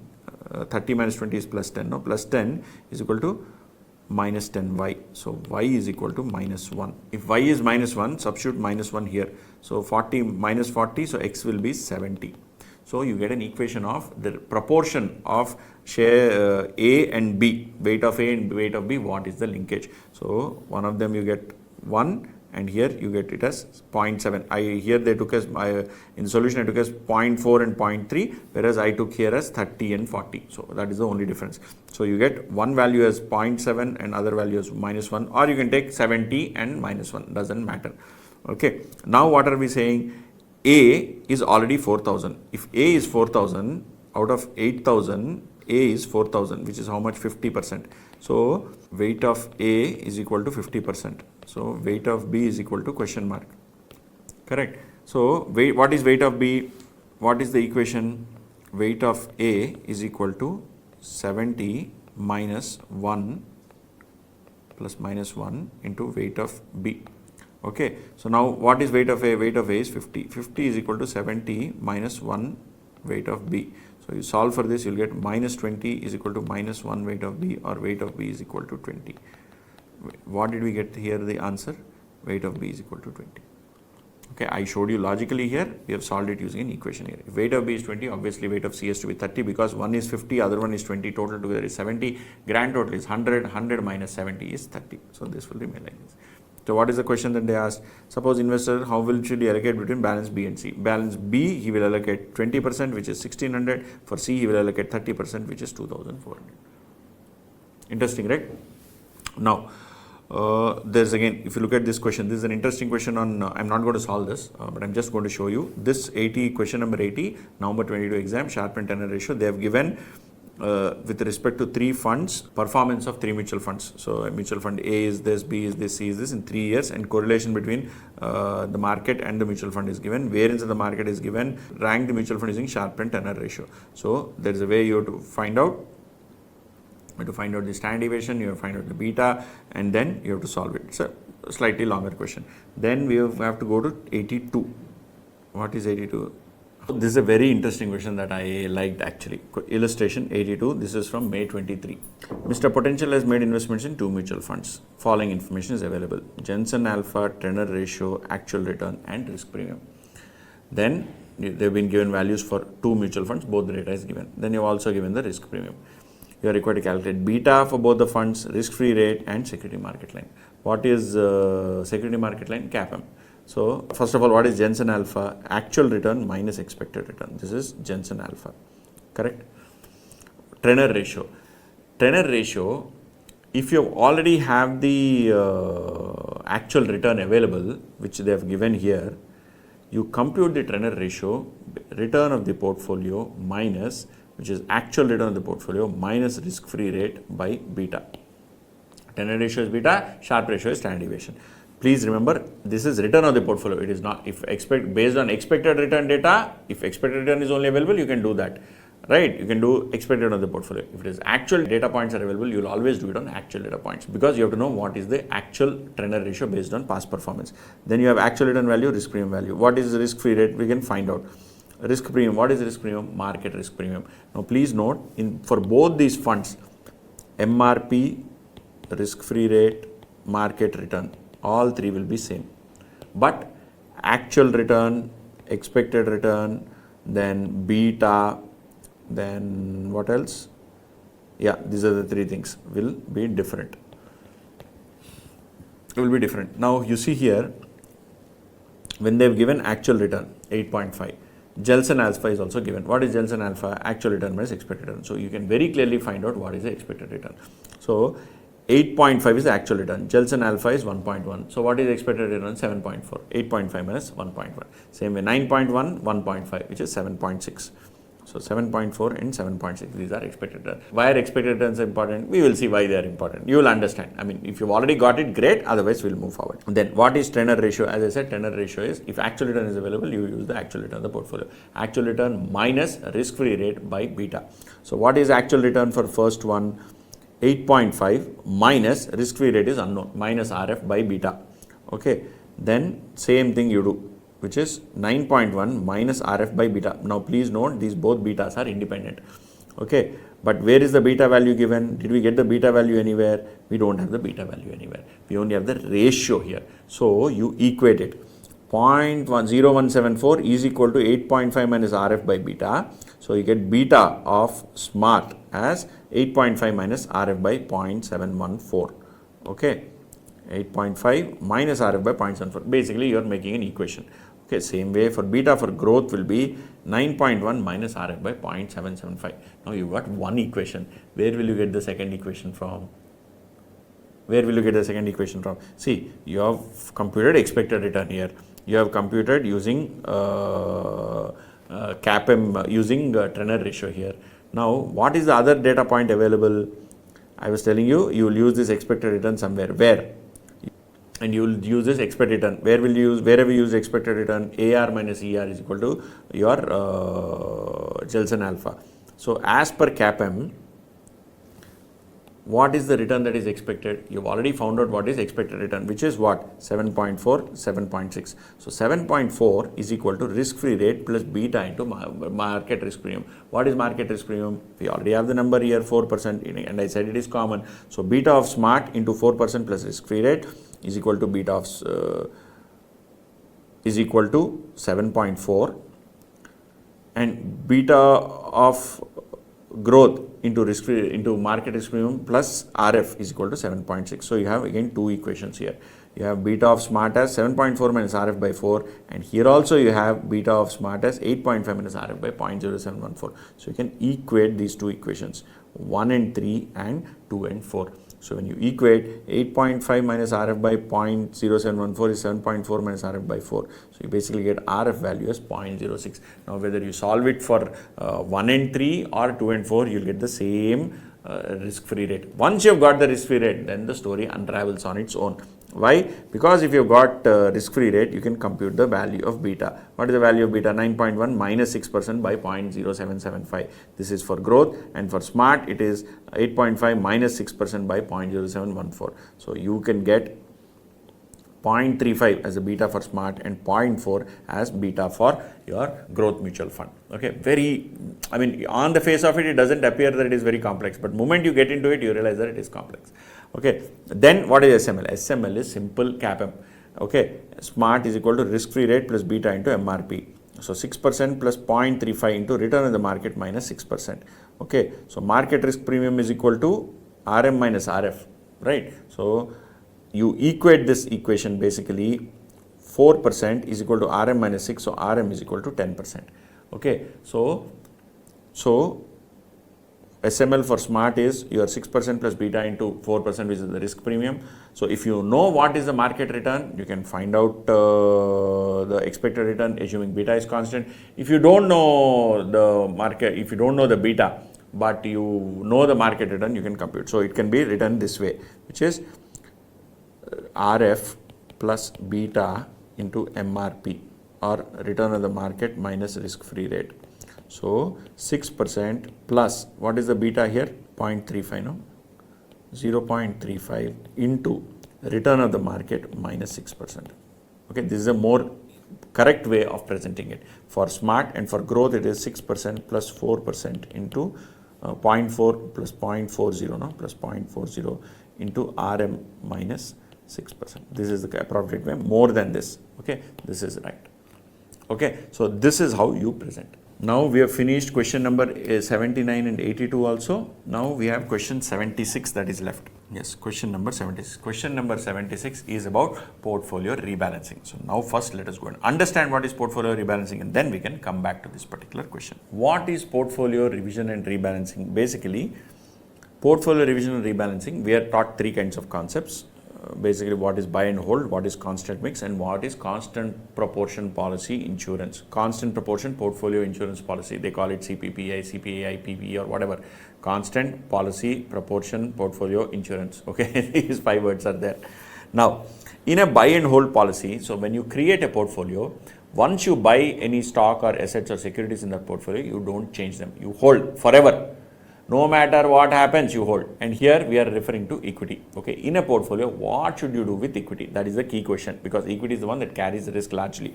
So buy and hold, that is don't sell. This is one policy, easiest of the policies. And what is the formula? There is no formula, just buy and hold, that's all. How does the portfolio value change? See, this is the horizontal line is the value of debt. You put some amount in debt and then you put some amount in equity. The equity value is like this. So whenever the value of the equity comes down, the value of the portfolio comes down. Whenever the value of the equity increases, value of portfolio increases. So it appears as a straight line. It appears as a straight line. This bottom portion is debt. Always you'll have minimum debt, because even if equity value comes to 0, you'll have some value in debt. And balance is equity. This is how equity moves. If the equity prices go up, the value of equity portfolio goes up and value of overall portfolio also goes up. Then you have constant mix policy. What is constant mix? I will always maintain 50-50 in debt and equity. Every 5 days, I will look at if equity is more than debt, I will sell equity and put it in debt. Next, I will let the markets change. After 4 days, I will look again. If debt is more than equity, I will sell debt and put it in equity. So what basically happens is, when value of equity is going up, that is equity share prices are increasing, you are selling. And when equity share prices are falling, you are selling debt and investing in equity. So basically, you are buying when it is cheap and you are selling when it is costly. Right? As prices go up, you are selling off equity and investing it in debt. Why? So that you maintain the same debt equity ratio or debt and equity ratio of 50:50. Whereas when prices are falling, the value of equity portfolio goes down, then you sell debt and invest some more in equity to maintain that 50:50. Now, is this 50:50 standard? No, I am just making up a number. In any portfolio, the portfolio management have a ratio of 40:60, 30:70, any ratio. And they will define two things. One is the ratio, one is the rebalancing period. What is rebalancing? I have initially started at 30:70, it came down or went up or moved down. After every 4 days, I will change it to 30:70. So the 4 days time period is known as rebalancing period. So you buy on lows and sell on highs. And formula is very simple. It is 50:50, that's all, or X is to Y. Or not a 50-50, it is 30-70, 60-40, whatever it is, X is to Y. How does the portfolio value move? Portfolio value moves like this.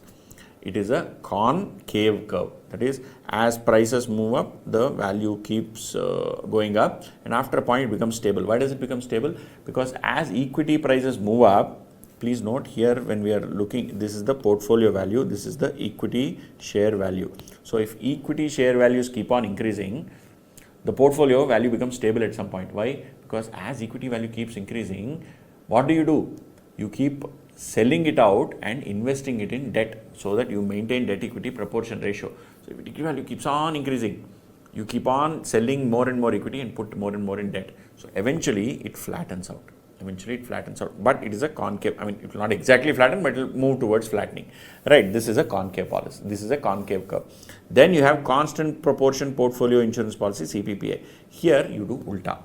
So the formula here is, you have something called as equity investment, which is S. The amount of equity investment is, you have a multiplier. Again, this multiplier also needs to be defined. It can be 1, 2, 3, 4, 5 into total portfolio. Let's say you are going to invest 1 lakh. 1 lakh, how much you have to invest in equity is defined as equity investment is equal to multiplier, let's say, which is 2 into 1 lakh minus floor. What is floor? Floor is the minimum value of the portfolio where you want to be. So I'll give an example. Equity is equal to multiplier into portfolio value minus floor value of portfolio. So if I have 1 lakh as portfolio and floor I want it at 50K, multiplier is 2, then equity investment is equal to 2 into 1 minus 50K. That is 2 into 50, which is 1 lakh. Okay, let us say instead of this being 2, this is 1.2, then 1.2 into 50, which is 60. So equity investment will be 60. So the multiplier and the floor value determine how much is in equity. Whatever is the balancing figure is in debt. Okay, so this is a convex function, or the graph is convex, and here you are buying on highs and selling on lows. Exactly ulta. As the stock is moving up, you are buying. As the stock is falling down, you are selling.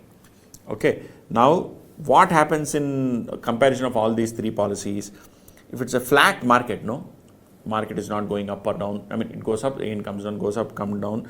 Then the buy and hold policy is okay performance. But your constant mix policy, that is, goes up. When it goes up, you sell. It falls down. Then when it falls down, you buy. So this gives phenomenal return. Whereas constant proportion policy, you do exactly what. When it goes up, you are buying, and when it comes down, you are selling. So it is a bad, constant CPPA is bad in flat but volatile markets. Whereas if you have a market that is fully up, is only going up, then your buy and hold is okay. But your constant mix is very bad. Why constant mix is very bad? Because as it is going up, you are selling. If you are selling, the portfolio value will not go up. Right? Overall portfolio value will not go. Whereas in the CPPI, as it is going up, you are buying. Your share values are increasing further and further, so your portfolio value is going up. Okay, so it is very good in CPPI is very good in upward trending markets, and downward trending markets exactly ulta, which is your CPPI is good, your constant mix is okay, but your worst is your buy and hold. Why? Because you are not doing anything, no activity. When it is going down, you are not doing anything. So your value of portfolio will dhalak, it will fall. Okay, so this is portfolio revision and rebalancing. There are some other topics also we will discuss, but I want to first explain this to you. Basically, when you create a portfolio, you can choose how much you want to put in equity, how much you want to put in debt. How do you rebalance the portfolio to ensure that your portfolio always performs well? Okay, so that you balance both risk and return. That is, you get as good return as possible, and risk, you are having always a minimum value of money in your debt fund, where some amount is always maintained. Portfolio does not crash. Okay, becomes zero. Okay, because of fluctuations in equity market. So once you have understood this, let us now go and have a look at the problem, and then we'll come back and finish off the balance theory part. So friends, now let us look at the next question. Illustration 76. Ms. Sunidhi is working with MNC at Mumbai. She is very well versed with portfolio management techniques and wants to test one of the techniques of an equity fund she has constructed and compare the gains and losses in the technique with those of passive buy and hold. Buy and hold with what she has built. The fund consists of equities only, and ending NAVs of the fund she constructed for the last 10 months are given below. Only equities, okay. 10 months NAV, 40, 25, 36, 32, 38. December 2008 onwards it starts. Then 37, 42, 43, 50, 52. Okay, some 10 periods. Assume Sunidhi had invested notional amount of 2 lakhs equally in the equity fund and conservative funds of portfolio of bonds, 2 lakhs equally. So half here, half there in the beginning of December. And the total portfolio was rebalanced each time the NAV of the fund increased by 15%. So what did I tell you? Rebalancing happened once in 4 days, once in 5 days, or rebalancing happen whenever the portfolio value changes by 10%, 5%, 15%. Here it is 15%. So whenever the portfolio value changes by 15%, they rebalance. Or it can be time based also. Okay. Now, what did they do? This lady, Sunidhi, took 2 lakhs, split into debt and equity. Equity, she invested in this mutual fund. Debt, she invested in a safe fund. And total portfolio was rebalanced each time to 50-50 again whenever the value of the fund decreased. Okay, please don't think the value of the portfolio. I was also actually wondering how will the value of the portfolio we will know without us knowing the value of debt fund. Okay, so whenever the value of the NAV of this fund, equity fund, changes by 15% or more, there is a rebalancing. You are required to determine the value of the portfolio at each level of NAV following the constant ratio plan. Constant ratio. Okay, it is not CPPI. It is constant ratio. Okay, are there any errors in the technique? If so, please explain. Now you see constant ratio or constant mix. Okay, first day when she invested, 1st of December, equity debt is 50-50, 10,000, 1 lakh, which is basically 2 lakhs of investment portfolio, equity and debt. Portfolio value is 2 lakhs. NAV is 40. That is, on the day that she invested, the original NAV of this equity fund is 40. So you invested in 40. 1 lakh of equity, so you basically got 2,500 units. Now, at the end of the month, we don't know the beginning end of the month, we'll assume the end of the month also same number. Okay. Then on January, in January what happened? The fund, equity fund came down to 25. What is 25? 40 minus 25 is 15. 15 by 40 is 37.5. So the fund value, equity and NAV fell down by 37.5. So rebalancing is required? Yes. But before rebalancing, what is the value we have to see? So this 40 became 25. So 2,500 units into 25 will give you 62,500. So equity value came down to 62,500. Debt value is same 1 lakh. So total value is 1,62,500. Okay. Now 1,62,500, the ratio is what? 62 is to 1 lakh. 62.5 is to 1 lakh is 38 is to 62, the ratio. So now you have to rebalance. How will you rebalance? You'll bring it back to 50-50. What is 50-50? 1,62,500 by half, which is 81,250, 81,250, which is 1,62,000. But if it is 81,250, what are you doing? You are basically investing more in equity. If you're going to invest more in equity, you have to buy. But at what rate will you buy? You will buy at the rate of 25. How many will you buy? The difference between the 62,500 and 81,250. So 81,250 minus 62,500, you get some value, 18,750 divided by the current NAV of 25. So you buy 750 new units. So total units will go from 2,500 to plus 750, 3,250. Then from 25 it moved up to 36. What is the difference? 11 by 25 is also 44%. So before rebalancing, it is how much? What? 3,250 units into 36 is 117,000. That is equity value. Debt is same, old value. We don't know the debt portfolio value. We assume it is going to be the same. So total value is 1,98,000. This is before rebalancing. It has to be rebalanced 250-50. So 1,98,000 by 2 is 99,125. So if you have to do 99,125, you have to sell equity. See, because when the rate of NAV value increased, you are selling. In a constant mix policy, as the price goes up, you sell. As the price comes down, you buy. Okay. So you sell how much? 117,000. How did you get 117,000? This 36 into 3250. 3250 into 36 is 117. 36 into 3250 is 117,000. So 117,000 minus your 99,125, whatever is the value, that you sell off. You sell off. So your number of 117,000 minus 99,125. How much is it? 17,875. This is what is the equity fund that you sold. But what is the NAV of the fund? NAV of the fund is 36. So divide by 36. You sell off 496.52 from how much? From 3250. So your units are 2753.47. Okay, like this you do. Then what happens? Again, next month the price changes to what? 36 to 32. 36 to 32 is 4 by 36, which is 11%. So you don't rebalance. So you leave it as it is. leave it as it is. So you have same 2753 units at 32, which is 88,000, and 99,000 you have in debt fund, which is total is 1,87,000. You don't change. From 32 it goes to 38, which is again 6 by 32, 18.75%. So you have to modify. So what happens before rebalancing? Same 2753 units at 38 are valued at 1,04,000 and debt is at 99,000. Total is 203. Post rebalancing there has to be half, which is 108, 101, 101. So from 104 you will subtract 101. That is the units that you will sell. That is the value you will sell, which works to some units. So 104 631.86 minus 101 878.43. You sell 2753.43. Okay, but what is the price of each unit? Each unit price is 38. So you sell 72 units. Okay, 72 from 2753.47. So you get 2681.01. So you get 26810 as 0.01 as closing units. Next, what happens? In May it moves from 38 to 37. Very small, not 15%. 37 to 42. So 5 by 37. Is 13.5, so no change. 42 to 43, no change. 43 to 50, 43 to 50, so 7 by 43 is 16%. So here there is a change. So same 2681 units, and what is the NAV at 50? So into 50, you get value of 1,34,000, 101 is the debt value, total 235, it has to be half, so 117, so you have to sell 134 minus 117, some 17,000 units, at what NAV? At NAV of 26, at what NAV? At NAV of 50, so you basically 134,050.5 minus 117,964.47, you get this is the sale at divide by 50. So this many units, 321.72 from 26881.01.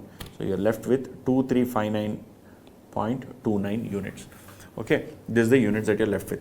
Finally, in September, you have the same units 2359, but the NAV has gone up to 52. So you multiply this units with 52, you get the equity value. Debt value is same 117. Total value of the portfolio is 2,40,000. Now this is response to what? You are required to determine value of portfolio for each level of NAV following the constant ratio plan or constant mix plan. We have done that. Are there any errors in the technique? If so, explain. Are there any errors? How will you check for errors? See, on the computation side, there are no errors. From a logic perspective, is buy and hold better or constant mix better? We have to evaluate buy and hold. Buy and hold, you put 1 lakh in equity, 1 lakh in debt, and you continue same 2,500 units. End of the period, this 2,500 into 52 is 1,30,000 plus 1 lakh of debt, total 2,30,000. So value of buy and hold with 50/50 is 2,30,000 versus 2,40,000 in a constant mix plan. Okay. However, okay, this is if it's a constant mix where there is debt and equity are in 50/50. If it's a buy and hold where debt and equity are 50/50. If equity is fully 100%, then obviously it will be different, no? If equity is fully 100%, you invested 1 lakh, entire 2 lakhs in the NAV, 2 lakhs in mutual fund, 2 lakhs at an NAV of 40, you will get 5,000 units. This 5,000 units now valued at 52 are worth 2,60,000. So if you were to look at buy and hold of 100:0, where 100 is in equity, then it is generating 2,60,000 versus 2,40,000 in a constant mix plan. Whereas if it is a buy and hold of 50/50, then it is generating only how much? 2,30,000 versus 2,40,000. So that is what I have written. The 100% equity rate performs the other two strategies. There are no errors. However, the market is expected in bull phase, then 100% equity allocation with buy and hold will get better results. The market is expected to be in unknown territory, then 50/50 constant policy with both upside and downside, which will give both upside and also protect downside. Market is in recessionary phase, then buy and hold of 100% debt would be best suited. Okay, you give answer for all three scenarios of the market. Okay, so we have solved this problem also. I wanted to showcase a problem how this kind of problems are solved in the exam. It's a very easy thing. There is nothing complicated. I don't want to give you any format, table and all that, because there is nothing in this. Yeah, it is simple logic. I've explained you, I've walked you through the solution, entire solution. Same thing with CPPI also, there is absolutely no difference. If you want to go through CPPI, there is this one question you can feel free to go through, 74. You can go through it. It's also very simple. It is just that instead of looking at 50/50, you are looking at now at CPPI where there is a floor and where there is you are looking at a multiplier value and a floor value. So here themselves they have given what is the floor value, what is the multiplier and all of that. and it is rebalanced after 10 days. Okay, earlier rebalanced after every 15%. Here it is rebalanced after 10 days. Please go through this problem. Very, very simple. There is nothing complex in this. Okay, now after having understood this, let us now go and finish off the balance theory portion that is left in this chapter. Okay, so now let us look at this portfolio strategies. How do you manage a portfolio? So you manage a portfolio in two ways, either active or passive. Whatever I showed you, buy and hold, is passive. That is, you invest in something and forget it. CPPI and constant mix is active, where basically you are doing something. Active strategy, you have, what are the issues with active strategy? Market timing is very difficult. Nobody knows how you will time the market. Okay, everybody believes they can, but it is very difficult. Sector rotation, that is, you buy in favor stocks, that is whatever is in favor, that is momentum, basically the CPPI, whatever is going up, buy, whatever is going down, sell. You do security selection using fundamental analysis. Basically, you do a lot of fundamental analysis in active management, because you have to figure out that the value of the security, intrinsic value, is correct compared to the market value or not. And use of specialized investment concepts, example, growth, contra, cyclical. So you come up with all these concepts. You choose contra, cycle, what are everybody thinking? I will think contrary to what everybody is thinking. Or what is the cyclical things, what are happening? What is the momentum, what is happening? What are growth stocks? What are value stocks? Small cap, large cap? How is each one behaving? So you try and understand various kind of stocks you do various kind of cuts. You look at it this angle, you look at it that angle, you look at top angle, you look at varieties of ways in which you look at stocks, and then buy and sell stocks. Okay, this is for active portfolio strategy for equity. Then what is passive strategy? You create a well diversified portfolio at predetermined level of risk. Buy and hold, 50-50, invest in equity, forget. Okay, hold the portfolio relatively unchanged over time unless it becomes adequately diversified and inconsistent with the investor return preference. So once you invest, you forget, unless suddenly some major event happens, in which case you will change the allocation. Okay, this is passive strategy.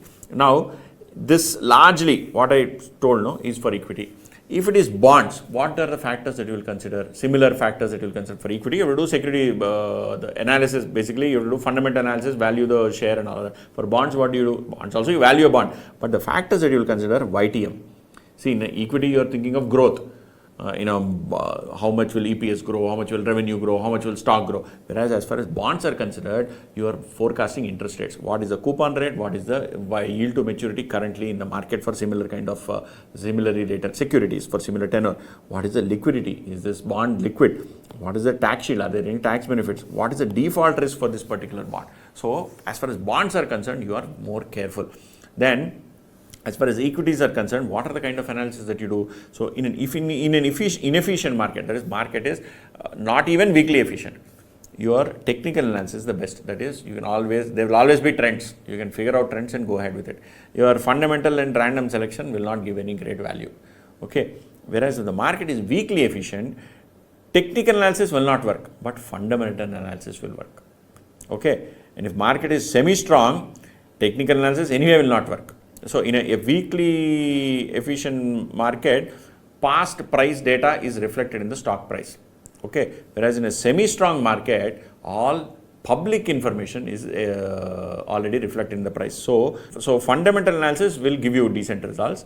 Random selection, okay results, but technical analysis will not give you any result. Whereas if you come to strong market, only random selection, that is passive investment, where you put an equity index fund or something, will give you better results. Your fundamental analysis, okay results. Some stocks may be overpriced, underpriced, you may get some result, but technical will anyway not give you any result. Okay, this is one more thing you have to remember.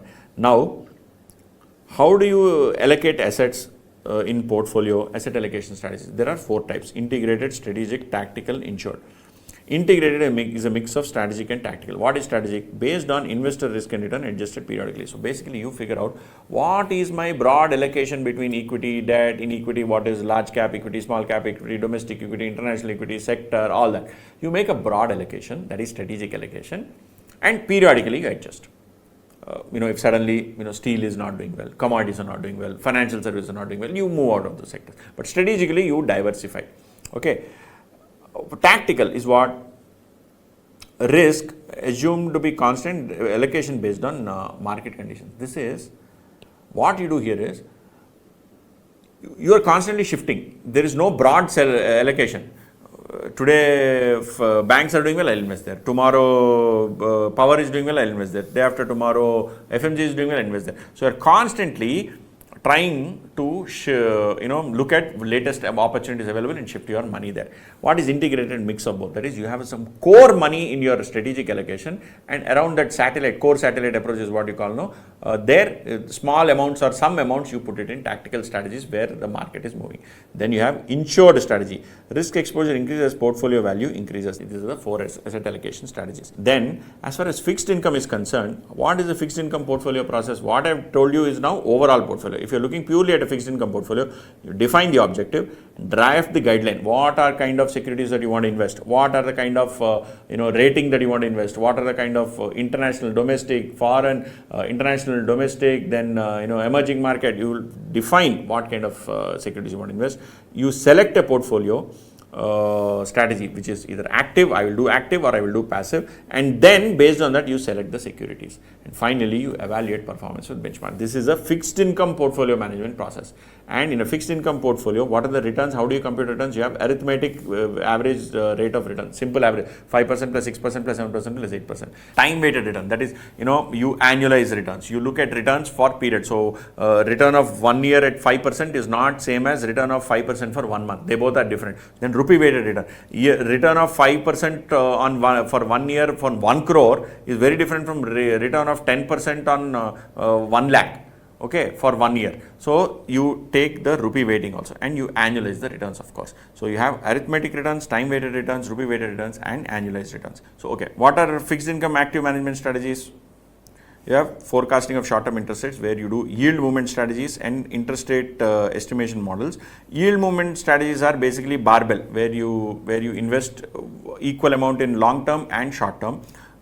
Then you have a bullet strategy, where you invest in a bond with liability with exactly matching the bond maturity matching the liability maturity. That is called as a bullet strategy. Ladder, you take 10 durations, or basically you take you split your investment into 10 parts. One part you invest into 2-year maturity bonds, one part 4-year, one part 6-year, one part 8-year, one part 10-year, like that. You split it among various kinds of bonds or equally, right? These are yield movement strategies. Then you have interest rate estimation models. How are interest rates estimated? They are estimated on inflation, past trend, using multi-factor analysis like APT, and horizon analysis.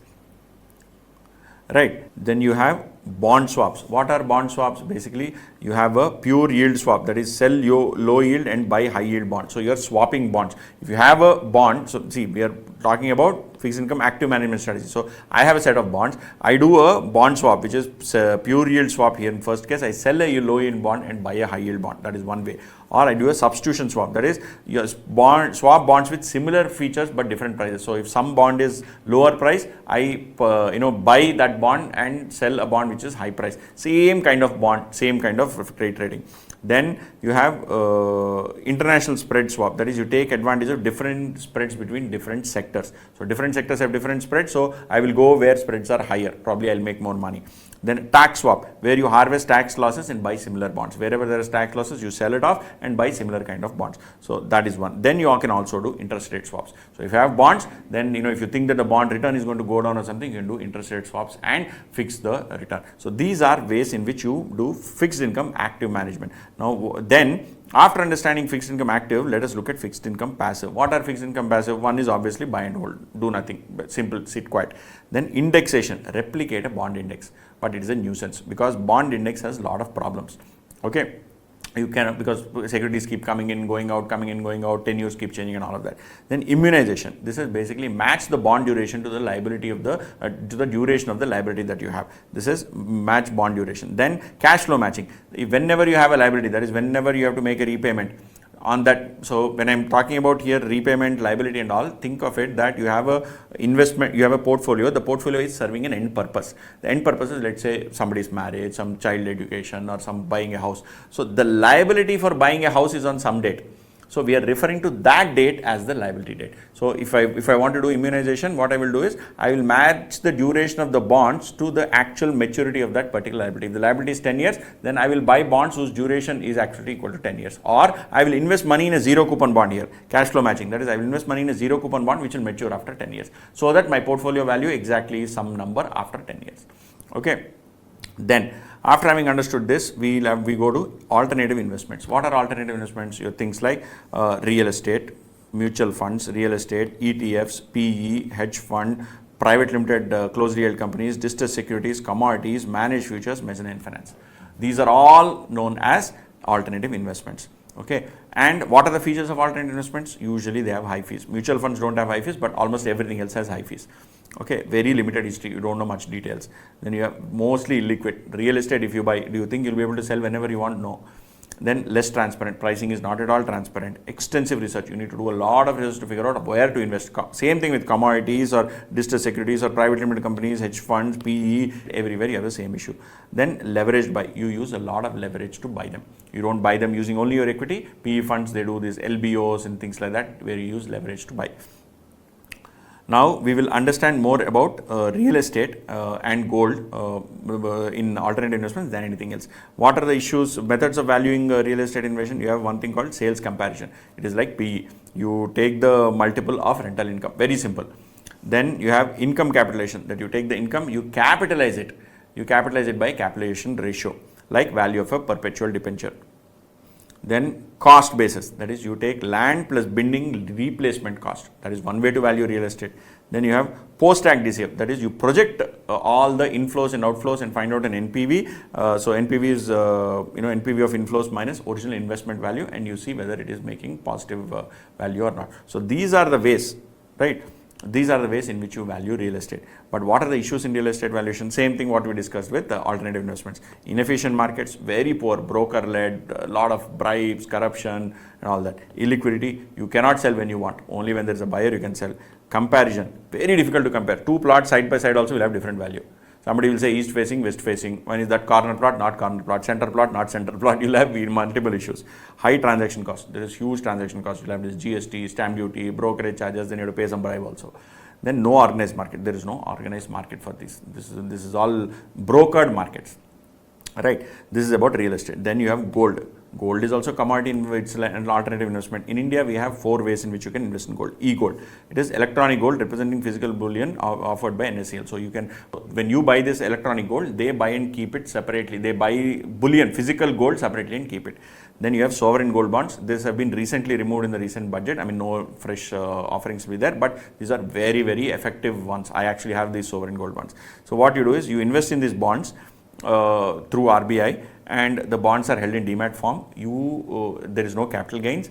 You get periodic interest also on these bonds, and these bonds, whatever you invest with RBI, they will buy. The bonds value will move equivalent to the value of the gold that you on that rate. On the date of investment, whatever is the gold price, they will invest at that price in gold, and your value of your SGB will keep fluctuating based on gold prices. You also get interest and you also get some capital gains. Then you have gold ETFs. So like mutual funds, there is continuous trading of these in the market. So you exchange traded funds. So basically you give them money, they buy gold and keep it, and this ETF gets sold in the market and you can buy and sell ETF.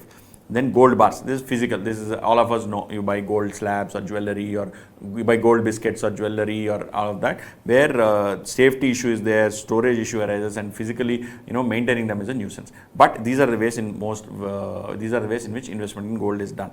Then finally, distressed securities. What are distressed securities? Securities of companies with bankruptcy, in some form of bankruptcy. So what are the issues with that? Liquidity, you may not be able to dispose. You may buy the security, but you may not be able to dispose. Events may affect the company. Suddenly some regulatory event may be there, some bankruptcy, insolvency board says something, some event like that, or some creditor default, or some bank has filed a suit. So events may affect the company, not the market movements. Interest rates may go up, go down, Sensex may go up, go down, but this particular security may be affected by specific events, too much of unsystematic risk. Then market, they also face market risk. That is, they may face some market risk, but more risk is for event risk. Then human, judge decision plays a big role. That is, if you go to insolvency and bankruptcy process, whatever the the judgment is there, whatever is the court says, you have to follow, right? So these are the risks associated with distressed securities. Now, what is distressed security arbitrage?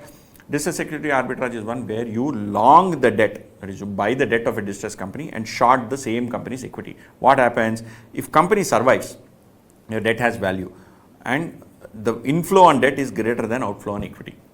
Because you've shorted a debt, the equity value goes up, the equity share goes up, but because you have shorted, you lose. But the gain in debt value is more than loss in equity value. But if the company collapses, the equity value, whatever you have shorted, there you make a gain, and the debt value loss, you will incur a loss, but the gain is more than the loss. This kind of thing is called distressed security arbitrage. Okay, now is there anything else other than this that we have left in this chapter? We have discussed every single thing. Are there any pending points? I said I will discuss later. Nope, everything has been done. This equity debt beta is also done. This is also done. Market return due to skill, CAPM, Nifty, this is also done. Critical line theory also I explained. Everything is done. Everything is done. So let me just, before we wind up, let me take you through the theory compiler just to see if you have missed anything. What are activities in portfolio management? We have discussed. What are objectives? We have discussed. 5 phases of a portfolio: security analysis, technical analysis, portfolio selection, portfolio revision. This also we have seen. Traditional approach versus modern approach we have seen. Systematic, unsystematic risk I explained. What are the features of systematic, unsystematic? What is efficient frontier? Explained. See, this is what explained. Then assumption behind Markowitz approach explained. What is capital market line? We discussed in depth. Okay, CML, CAL, SML, SCL. Concept of CAPM and SML, this also explained. Then difference between CML and SML, I also explained. CML is a special case of SML. This is also done. Key assumptions behind CAPM, rational investor, efficient markets, we have discussed this. Advantages and limitations of CAPM also discussed. Arbitrage pricing theory by Stephen Ross, this also I explained in detail. Okay, then Trenor ratio, Sharpe ratio. Trenor is beta, Sharpe ratio is standard deviation, that also explained.